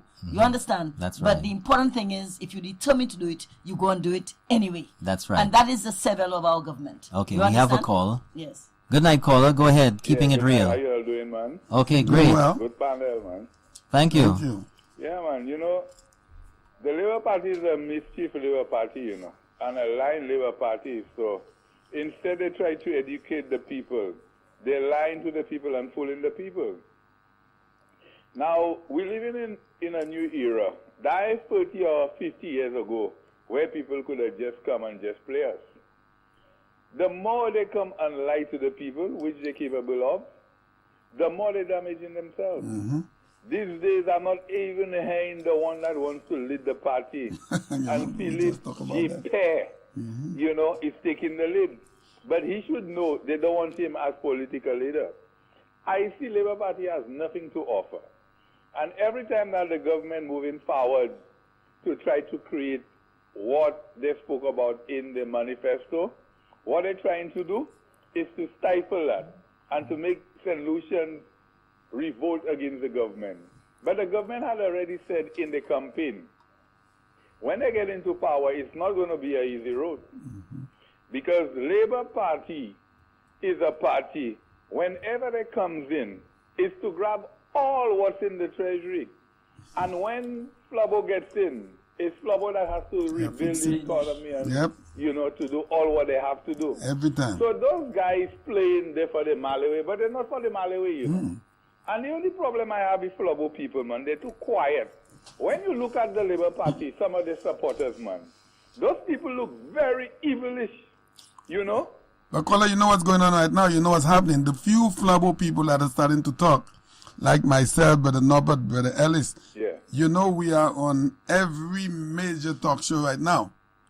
My picture was posted on 2 talk shows last week. Just posted. And everybody, tomorrow they're going to say something about the minister. But you know, but Champagne, you know what's happening now? That the talking points have evaporated because the lies and the propaganda have been proven to be just what they are. So now, the only thing that's left to do is to attack the messengers or persons who are speaking and bringing out the truth and the facts to the people of St. Lucia. Watch and see. The only thing that's happening now is to attack the people who are bringing the information to the people of St. Lucia. Yeah, but you're correct, because that's the reason why I have to call them the Lion Labour Party. And you know something, why, I do not trust those guys? Those guys come in on all radio program, and you'll believe those guys are professors, they don't have doctorates. Experts. They are professors, man. Mm-hmm. They have answers for everything. But isn't it ironic, really ironic that they're the opposition, they have the answers to everything, yet still they're in the opposition? Yeah, it's because they believe people still illiterate, When you might tell me 2 and 2 is 4, and I go and I tell those Labour guys, well, 2 and 2 is 4, they say, no, man, it cannot be 4, man, it's 5. So, when we go in the 5 there, we so daft and stupid. We buy that, we swallow that. So they have us. But as I said, this is not 50 years ago, man. With technology improving, you can't fool the people. You could have fooled the people sometime, but not all the time. And if you look at when they had the rally, a particular guy that thinks he's so powerful, he has his own talk show, on one of the radio stations. He said he will endorse Philip J. Pear. You understand? Because Kenny was sitting right there and he made certain comments when I see Kenny shake his head. Kenny must be saying, boy, what the heck this man coming on our platform and endorsing Pierre and trying to put him, in the back seat. But he should know the Labour Party does not like him. You understand? Because if they had liked him, the only thing he could see on television, you see that white snow, when we go abroad, because we have our visa, we could travel, we could see that white snow. He could only see it on television. Okay? 2, he'll just had the name New York City and he can arrive there. You understand? All so right, those buddy. guys are stupid. All right, my they're brother. letting them use him. Okay. Okay. Well, You should be more wise than that. You letting those people, sorry, I don't want to disrespect them. Even the retarded will tell you the right way. Even though they try to put them on the wrong track. The retarded will tell them, no man, this is not the way, this is the right way. So they're trying to fool people, but they won't survive with that, man. I see the next election is a clean sweep. As long we unfold all the projects that the Prime Minister say he has in the bag, they will suffer and they will be in opposition for a pretty long time. You're right on that, caller. Thank you. Right on that. All right, you have a good night. Yeah, you too. Thanks for calling. Brother Champagne, what do you think about that? Let me tell you something. The development that's going down to the south, and the Prime Minister specifically talks about the south. If you notice, the Prime Minister is focused on the south. You know why? Because the south, like you said, has been neglected for so long. When I went to the gas station at the Ruby's gas station in Beaufort, and a young lady came to pump gas for me. And she said, no, we have another call coming. Lost that We one. lost that one. And she was saying, Mr. Apparently she knows that. Mr., is there anything at the airport? I said, well, at the moment you might have to go over to CDSL. These are the people that, that could hire because they're the biggest agent that hires at the airport. So I said, but you're already working? She said, well, that little job there is not, I just came from Compass A and I have certain GCs. I said, well, the DSH project is coming. She said, you sure we're going to get a lot of job? I said, but there was nothing happening at the time. That was last year. I said, yes, you just have to keep your fingers crossed. And she was so excited that there's something else to look forward to. You understand, Bernard? But this is what is happening down in the south. And I know the young people are not in support of that, how you call them, the concerned citizens. They're not in support of that because the young people want to live their life. They want to have things. They have expectations, and they are all for the development of the South. Well, I think I just want to say that it's always important for us to hear all both sides. sides, yeah. Yes, and I think you need a good opposition in the country. The stronger the opposition, the stronger the government. You understand? And oppositions are there to provide that platform, you understand, to assist governments in becoming stronger. So for us, I think as a government, we embrace the criticism. We embrace the suggestions at improvement. Our responsibility is to respond in a way that we can continue to develop this country in the way that we would like to. So we're happy, and we believe that the Labour Party should remain in opposition because they're a very good team, at doing that. Yes, we have a caller? No, I think we lost that one too. Mm-hmm. Well, folks, we're coming to the last quarter hour, last 14 minutes of the show tonight. And Madam Minister, you have anything to wrap up with the plans of the government as far as Soleil Summer Festival and our cultural events are concerned? Because you did say it's past your bedtime. Yes, it is. So we don't want to be responsible for keeping you too much longer. Well, the Mercury base, did that fall under your ministry? With the Ministry of Tourism, our team was involved in the execution as well. Yes. Good night. You're on the air. Keeping it real. Okay. That one's gone. So these things happen. Okay, you were saying, Madam Minister? I just want to say that, thanks, of course, for having me here this evening. We need to do that a lot more often in terms of keeping it real with the people. And to say that we will continue on our journey with respect to our programming, to continue to entertain and encourage solutions. One of the critical things we're doing is our development work with the Cultural Development Foundation, ensuring that we focus on developing our artists and our personnel, and providing training for them to be able to achieve the goals that they've set for themselves. And a critical thing for us too is the whole question of revisiting our cultural policy. And so within the next year, we'll be working to ensure that we have a more modern document, more relevant document. Right. I'm sure many people are pleased to hear that. I just got a message here on WhatsApp, and someone says here, the more they lie and agitate is the more motivated I am to vote against them next election. I prefer Shasney as PM 100 times more than Kenny. We lost that call too? Still lost that. It's okay. Okay, something's going on there. Okay, well, folks, tonight we've had Minister of Culture, Senator the Honorable Fortuna Belrose, and I've been trying to get her on for quite a while. She's been very busy. I finally got the opportunity to get her. Fortuna Belrose is the Minister for Local Government and Culture, and we'd like to thank you very much for being the first government minister. No. Oh, you are? Oh, okay. Yeah, she's the first government minister on keeping it real, and you kept it real tonight. Oh. And that was a good place to start. Of course. With your people, the culture. The culture. Yes. Good night. Thanks for calling. You're on Keeping It Real. Go ahead. Well, I call again. Should I go ahead? Yes, sure. Go ahead. Okay, thanks. Okay, the position is this.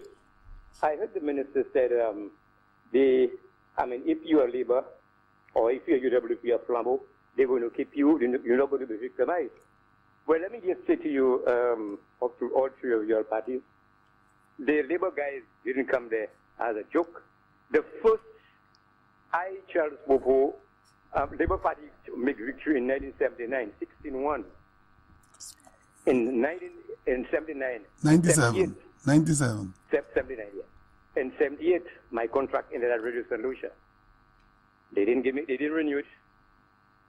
The same, when they won again, the same week, Frank Girard was working at the Ministry of Agriculture, right? The same week he got his marching order. I want them to say that, right? Michael Gasper, right, was appointed by the Labour Party to promote culture. He killed culture. Tell him to challenge Charles Bobo on that. When they called me back at Radio St. Lucia to promote culture, Roger Joseph, he was the manager of Radio St. Lucia. He gave me a contract for 1 month. I was the only one who had all the cultural tunes, lawas, etc. Tell them, to challenge me. So when these guys talking about politics, the UWP will talk. I'm one of them. I'm talking on behalf of Eric Bromford, Irvin Norville, because I've contacted all the senior UWPs and they tell me, go ahead, we're going to support you. So when I hear the new Flambeaus talking about you're not going to victimize, let us not forget how John Compton was treated, Joyce August, Frank Norville. So let me ask you a question there, sir. Are you saying that this government should victimize people? but of course, I mean, you're not Flambeau. You can't work.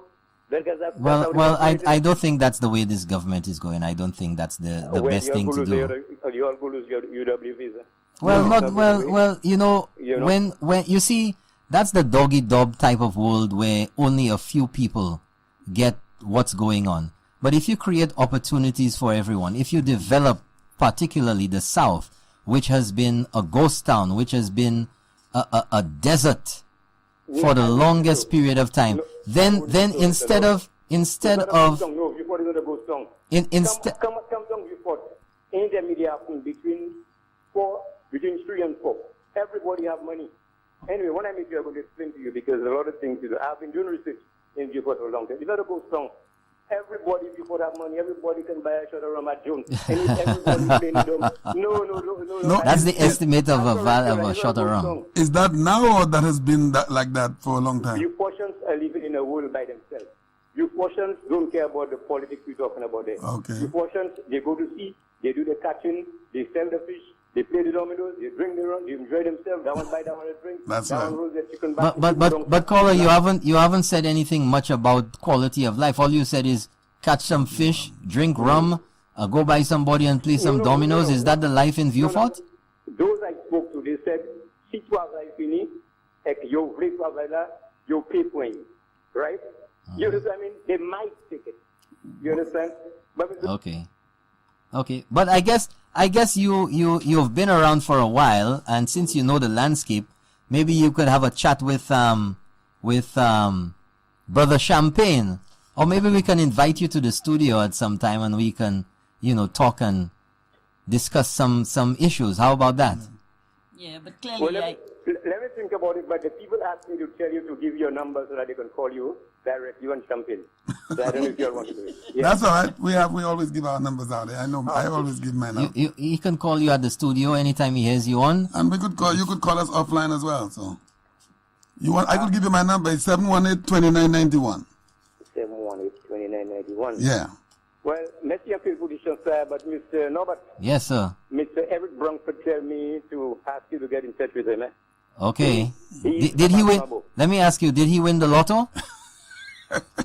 No, he was the one who held UW. Yeah, we know. Oh, okay. But I get very excited when people give me messages like that. I said, the guy must have won the lotto or something. Yeah. You see, all these guys were in a group. Eric Brunford, Charles Popo, Mr. Norville. They all ex guys at the stalwarts of the party. They have been there for a long time, so probably has a message. Okay. Before you go, Madam Minister, I just wanted to. How many events are under the one Soleil branch? The Soleil Band, the Soleil Banner. Well, we have the Jazz Festival, we have the Roots and Soul, we have the Carnival, we have our Creole Heritage Month. St. Lucia is one hot summer place. Yeah, and so it's right through all our events are just branded under this one. The reason for me asking that is because we used to have just the one Jazz Festival, and that cost us so much money. And then could you imagine that? And whoever came out with this initiative was brilliant to have about 6 or 7 events, all wrapped up for just the same price, maybe. Or maybe less. I don't know the figures, but we use 12 million in our budget each year, and the good thing is, I think, and maybe I should say that too. We really want to thank the private sector too, because a lot of them contribute, right? And there's no shortage of people wanting to help us, deliver these events, and so we've got a very good corporate sector that is prepared to contribute towards our programming, and we're happy and heartened that we can continue to deliver the quality that they want. One of the things that I heard. Was it Roots and Soul, or is there a reggae festival as well, or is it Roots and Soul? Roots and Soul.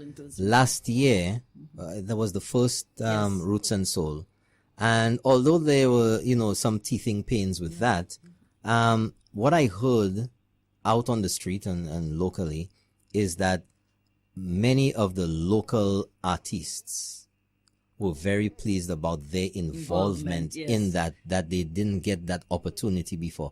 And I think that's a great thing. And we try to do it right through the festival to utilize the local artists, the young ones. In fact, a very good program we had this year, and I think it has been going on for some time, was where we utilized the foreign artists to work with our young ones.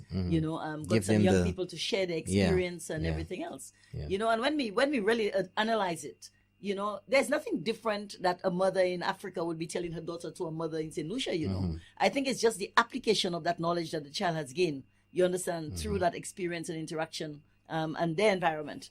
That has really made a difference in the lives of people. But we were very heartened by the examples that the experiences that we shared with our youngsters across the events. So we'd like to thank you again, Madam Minister, for being the first government minister on Keeping It Real. Hopefully we can get some others to come eventually. At the rate it's been going with everybody being so busy, I've been begging. But that's all well and good. We can discuss the issues when they come up. Maybe you can go back and say that you were received in such great manner on Keeping It Real that all the other ministers of government should be clamoring. They should be fighting tooth and nail to be here. You know, I keep telling you, we have a football team. You hear me? Our cabinet is a football team. 11. So who's the goalkeeper? Understand? And so no. So what we do is, you know, we send the feelers out to the programs. You understand? And so the master blasters will come. Save the best for last. Save the best for last. Okay, well that's great. So well that's great. Coming. I'm sure you'll get them coming. You know. Well, now you've blazed the trail, right? That's right. Absolutely. Well, folks, with us tonight we've had the Minister of Culture, Senator, the Honorable Fortuna Belrose. We'd like to say thank you very much for being with us tonight on Keeping It Real. We're gonna go a few more minutes because I have some info to impart to the people of St. Lucia. I spoke about OJO Labs and NICE, but there's also this other little alphabet organization. It's NAP, the National Apprenticeship Program.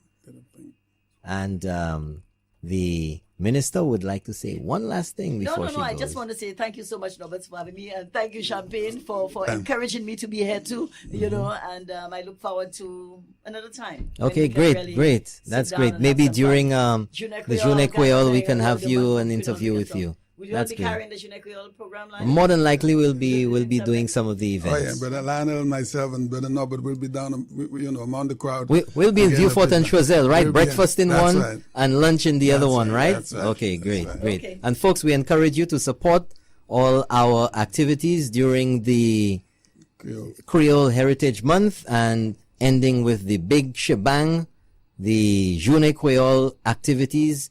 And this year, they're going to be in Vieux-Fort in the south and Soufrière in the west. So you could have breakfast in one, lunch in another. You can be back and forth. But remember, don't drink and drive. The life you save might be your own. That's right. Okay. Thank you very much, Madam Minister. Thank you. All right, St. Lucia, you're in tune with Kyrie FM 93.1. And we just had Minister Fortuna Belrose. And I know she is just the first of ministers to come. We will have a whole lot more ministers, I know, on this program and other programs to keep you informed and give you the intentions of the government, the great intentions of the government to develop this country. And pay no attention, St. Lucia, to all those detractors and those guys who are trying to, brainwash you. And what, if you realize that they have never spoken about the economy, they have never doubted the economy, they have never said a word, and the economy has grown within the 2 years. Okay? It has grown up to 3%. And if you could reflect that they have not said one word regarding the economy. Okay, so keeping it real, we're going to keep it real up here. Like I always say, there's no bluff, no fluff. We always keep it real. And we will have other ministers from time to time coming on this program to give you information about your beautiful St. Lucia. And particularly one of these nights, the Prime Minister, he has already said he will be here. Up to when that is going to be, Brother Norbert, we'll let you know whenever. We'll let them know. But folks, before we go tonight, the minister was here and we got a little dispensed with our time, and we have another call. Champagne, looks like we might be going over a little bit tonight. Good night, you're on the air. Thanks for calling Keeping It Real. I don't know what it is about my voice, but anyway, folks, I want to tell you about the National Apprenticeship Program because it's a program that's doing great things for the youth and people of St. Lucia.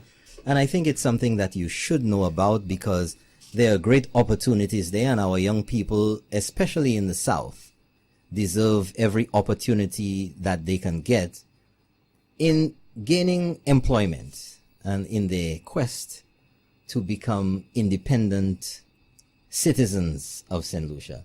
And I have just a little write-up here that I would like to read to you because, you know, we get distracted so much with a lot of the politics in St. Lucia and all of that. And, you know, there are some agencies of government, some departments that we don't know too much about unless we really have to deal with them. So, you know, in keeping it real, let's keep it real and let our people know about what's out there. And if I am correct, I'm subject to correction, and I know I'll get it if I am not correct, that the office for the National Apprenticeship Program is located in the South, or at least one of their offices. But anyway, the National Apprenticeship Program, NAP, is an initiative by the government of St. Lucia to help alleviate the high unemployment rate amongst our youth, especially in the south of the island. Well, hey. NAP, the National Apprenticeship Program, is responsible for identifying training and employment opportunities for young persons by partnering with OJO Labs, Monroe College, and the private sector. The program will be one solution to some of the issues facing the labor market, such as low level of certification, which is the result of a high unemployment rate. The National Apprenticeship Program will prepare young people for the different project and investment plans the government has for the south of the island by providing training opportunities which will increase their chance of employment. With over 600 applicants registered with the National Apprenticeship Program, well, it seems, folks, that you can register. If you have certain skills, if you want training, you can register with this program and they're going to give you a call. So with over 600 applicants registered with the National Apprenticeship Program Office, a total of 135 young persons have been placed in employment between the private sector and OJO Labs. But I can tell you one thing about OJO Labs, that even though you may be referred to OJO Labs, you still have to sit an aptitude test to make sure that you have what it takes to be employed with OJO Labs. So it doesn't matter who you may talk to, who you may call, who may refer you to OJO Labs, you still have to have the aptitude to work with computers and have the right frame of mind to work in the artificial intelligence environment. So the National Apprenticeship Program have partnered with Algus Limited, a local company where a group of 48 persons from Vieux-Fort and 20 from Dennery will receive training to help alleviate the sargassum problem around the East Coast and use it for agricultural purposes. This training is due to commence in November of this year. I think that's a great opportunity too. We've heard of the so many problems associated with sargassum, with the smell, with the rot, with the killing off of the beaches and some, the fishes in close proximity to the shore. And we've heard a lot about the use of being able to convert that sargassum seaweed into fertilizer and all that, and getting our young people involved in that creates an avenue, an opportunity for new business in the production of fertilizer. So this training starts in November of this year. So what training opportunities are there with the National Apprenticeship Program? Well, that program is collaborated or in collaboration with Monroe College by them providing hospitality training for the hospitality sector. That's the hotels, restaurants, hospitality. Monroe College Admissions Committee interviewed over 200 prospective applicants. Successful applicants will acquire training in different areas within the hospitality sector, namely, as I said, food and beverage, housekeeping, front desk, bartending, and events management. Now, folks, that's logical. If we have such a large tourism industry in St. Lucia, they're going to need workers. They're going to need bartenders, food and beverage personnel, housekeeping. So if you're interested, NAPS or NAP is an opportunity for you. Good night. Thanks for calling, keeping it real. And why are our young women not sitting on the block? Is that an egoistic thing? I wouldn't say that they are excelling, and I wouldn't say, even though you don't see them on the block, Mm-hmm. they do assemble. Oh, okay. Yeah, okay. Not on the block, but they assemble somewhere else. What I'm saying, we are missing a lot of things that we used to have. Right. Like opportunities.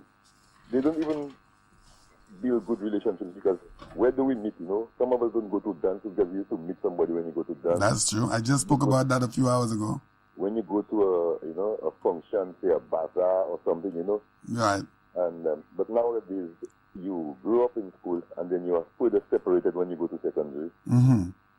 And it's a separation kind of thing that's going on. So what do you think is the issue with our young men? Is there a problem, or you think it's just society not accepting our young men? What do you think?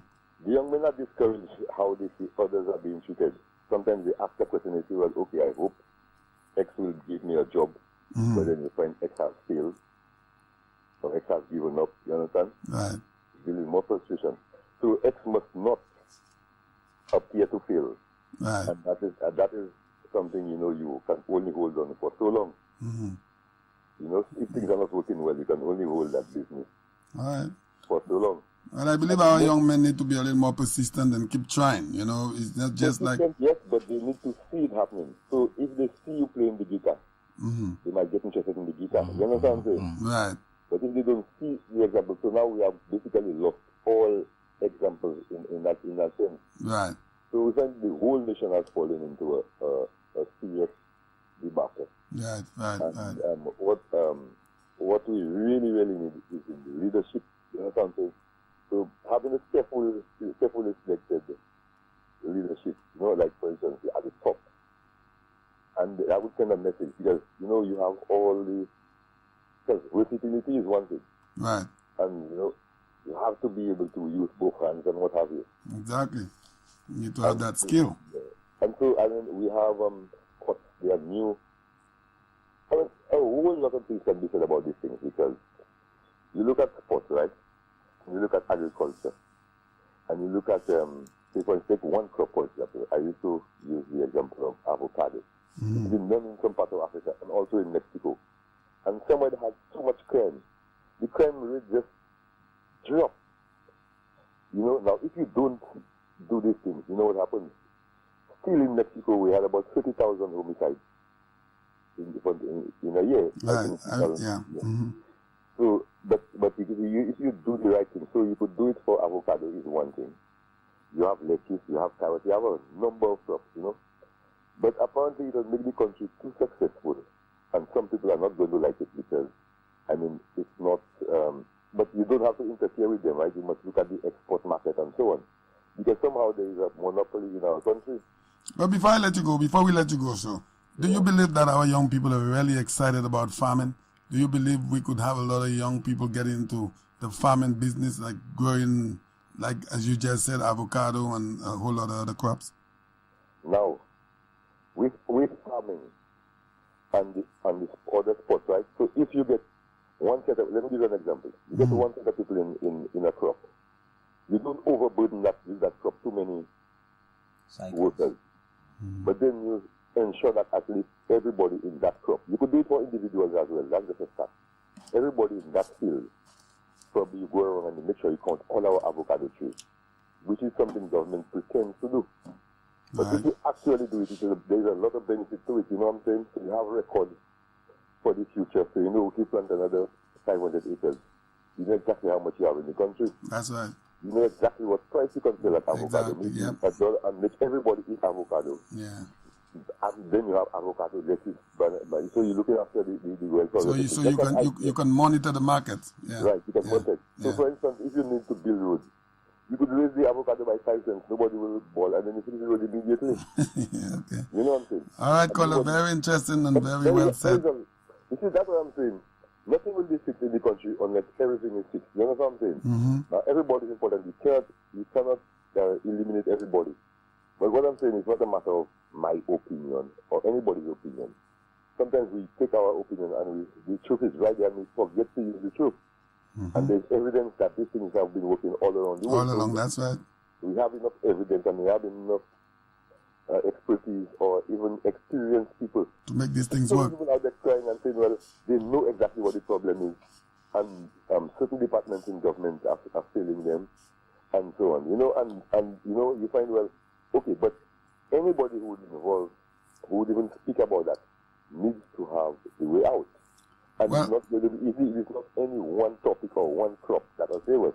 Yeah, well, caller, that is why we have this program here, and the ministers of government will be coming on, and Mr. Norbert Williams will be. So when you meet your friends and you as well, call in when the ministers are here and give them these advices. They'll be happy to take them. I'm telling you, the ministers will not be able to handle that situation because of the scheme of things. It's happening all in the Caribbean, like St. Vincent. The government in St. Vincent, and we don't envy St. Vincent. St. Vincent doesn't envy us. You know what I'm saying? So basically, you find the scheme of things, there is no solution ahead in St. Vincent with the way the opposition is speaking. Right. Like nobody is presenting those ideas, And then you hear, well, parts of it are being used all over the world, but it's not a coincidence. It's a human sort of trait. You're just born with that kind of expectation, that the world is a good place. And you find, well, the soil produces well. But you find what is wrong is because people are putting this fact aside. All right. And going into economic and high educational things that, we in St. Lucia were not really... Well, actually, we can participate in it. And everybody will be satisfied in holding one little corner. Like as I said, I can guarantee you that we're not going to... If we need to cut down employment, our health problem will be going to cut down too. So it's not a separate thing. Our diabetic problem will be cured. Our family structure will be addressed because youth and people want to stay home, and the issues that are growing in other countries where people have to leave and go to other countries, they bus leave, we're not going to get into that. So we find, well, in Barbados, the government could come and win all the seats. But do they have the ideas? In Grenada, the same thing happened. They could win all the seats. But do they have... Kuala. Well said, brother. We appreciate that. Listen to me. Well informed, and we appreciate it. So we hope you could call us another time and give us some more information. Actually, okay. If I call, it's because what I'm experiencing is real. And so sometimes I know it is in court as well. It's not about party and so on. But these things are things that we need, but the law again will not address it because sometimes it is not in court. You can't get a solution. So now that these issues, when you try to do the right things for the youth and you get the resistance, now the youth are saying, well, okay, I saw that man was going against the odds, but they're asking now, why did you stop?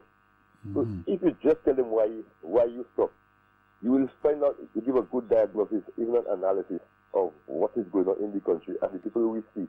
And you could see, well, these are the very people we can work from there and start to figure out, well, why did that happen? We have the court case, settle our court matters because sometimes you find there are other things behind that because some people have the land, they have all the land in St. Lucia, and it is being used more or less. You just can look at it and nobody can do anything. Okay, thank you very much, caller. We have to go now. Okay, thanks a lot. Give us a call some other time. Thank you. Thanks for calling, keeping it real. You have a good night. You too. All right. Okay, folks. That's just about it for tonight. However, finishing up with some information I have here for you, because here we keep it real and we want to pass on the information because it's important. We know that employment is a big thing nowadays, especially nowadays. Good night. Thanks for calling, keeping it real. Make it quick. Good night. Good night. Good night. Hello. Hello. Yes, good night. We're here. Yeah, I would like to make a contribution in terms of our festival and diversifying ourselves a bit more broader. Okay, you have 1 minute, caller? Yeah. You look at, we have that kind of bilateral or whatever with Taiwan. The agreement. We're not penetrating through Taiwan enough in terms of Taiwanese coming here and becoming part of our festival. And that is what we need to penetrate through the Asian market. Not to penetrate that Asian market apart from selling the land to the Chinese and so on and so forth. That is what we need to do to make our festival even more vibrant and bring in more money to the economy, is to penetrate Taiwan, the market from Taiwan. All right. Okay. Thank you very much, caller. Okay, folks. With regard to the NAP program, National Apprenticeship Program, I wanted to give you some further information, and the phones are just going off. They don't want us to go home tonight. Good night. Thanks for calling, keeping it real. Mr. Williams. Good night, sir. An observation. Yes, sir. In future, is your program, you're supposed to introduce something they call allotted time. Yes. You understand that? 3 minutes per person. You can say so much in 3 minutes. Yes. You're making your contribution. There are people who have maybe a marvelous contribution. You can put up to 5. But you must have that, because I just don't know. A while ago, anyway. Yeah, some people have a lot to say. I understand what you're saying. You have a lot to say, but you have to make a lot of sense too, you know. Yes. You understand what I'm saying? Sometimes it's not just so rambling. Yeah, it's so ridiculous, man. You know, come on, put some thing in your program in future. A lot of time. Yes. Okay. Okay. Thank you very much for that. Okay. Thank you, sir. And I'm sure Champagne agrees with you wholeheartedly, listen, and I do too. The thing about me is I allow people to express themselves, but if they're really going out of bond, because I didn't get a caller that was really out of bond. This is not my show, this is your show. So the gentleman was referring to you, so you are the one who's going to talk about Okay, so that. don't go talking too long there, Champagne, because we're trying to wrap up here right now. So anyway, we just have to be a little more stringent with the time. Some people just want to go on, and it's a radio show, where we have time allotted. Nevertheless, about the National Apprenticeship Program, if I could just wrap up with some info about that. The information here is that each applicant to the hospitality program will receive a stipend of $500. And that $500 is for 3 months, and that is for transportation and for meals. Well, guess what, folks? You heard about the DSH racetrack for a while, and in the South, the National Apprenticeship Program will be training young men from Vieux Fort for the horse racing track. And pretty soon, they'll be interviewing or taking names of persons interested in the DSH horse racing track, and that's going to commence in November. So in just about a month, 5 weeks, they're going to commence, and there will be a need for walkers and trainers. So pay attention to that. I'm sure other information will come out eventually. But nevertheless, that's the National Apprenticeship Program doing things down there in Vieux Fort. That's where the office is. And orientation date for the bartending, events management, front desk, housekeeping, food and beverage has been set for October the 4th for the hospitality group, where classes will run for a total of 4 months. So that's an opportunity for you all right there. So take advantage of that. The National Apprenticeship Program in Vieux Fort is doing things down in Vieux Fort. So the unemployment situation down there is being worked on steadily. And folks, some time ago, I started off ending my show with what I call my final thoughts. And today's final thought is titled True Motives. Champagne, I want you to pay attention. Don't be fiddling around there. I want you to pay attention. I'm paying attention. My final thoughts for tonight's show is called True Motives. When a politician calls another the scariest thing to happen in St. Lucia politics, then later is seen and heard on the same political platform as that maligned politician, we're left to wonder what his true motive really is. When the leader of the opposition can write to the British government and ask for a St. Lucian appointed High Commissioner to London not be approved, we're left to wonder what his true motive really is. When a politician says he will write to foreign investors and ask that they not invest in St. Lucia, we're left to wonder what his true motive really is.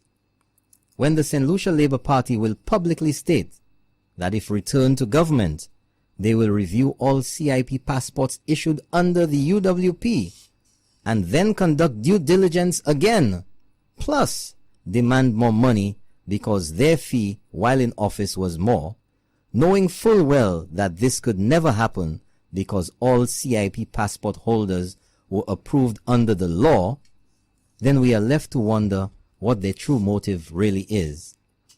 When Alva Baptiste said that Alan Chasney would become Prime Minister over his dead body, we were left to wonder what his true motive really was. When Kenny Anthony said there will be no peace, what was his true motive then? When Walid Jufali, embroiled in a divorce court case with his ex-wife, was given St. Lucia diplomatic status, what was the true motive? When Kenny Anthony again said he would fight the government in the courts, in parliament, and in the streets, we're left to wonder what his true motive really is. When we all want the facts and the information to make informed, logical decisions, yet political satellites saturate us with overwhelming lies, misinformation, and propaganda, we are left to wonder what their true motive really is. When the opposition threatens a vote of no confidence in the House of Parliament, knowing full well they have no chance of succeeding, we're left to wonder what their true motive really is. When Dr. Kenny Anthony signed a secret deal with Jack Greinberg for the lease of our seabed, bypassing the Governor General contrary to the laws of St. Lucia, and no one knows the full details, for 18 years, we're left to wonder what the true motive really is. Folks, that was it, True Motives. This is Keeping It Real again for another night, episode 14, Tuesday, the 25th day of September, 2018. I'm Norbert Williams. Good night.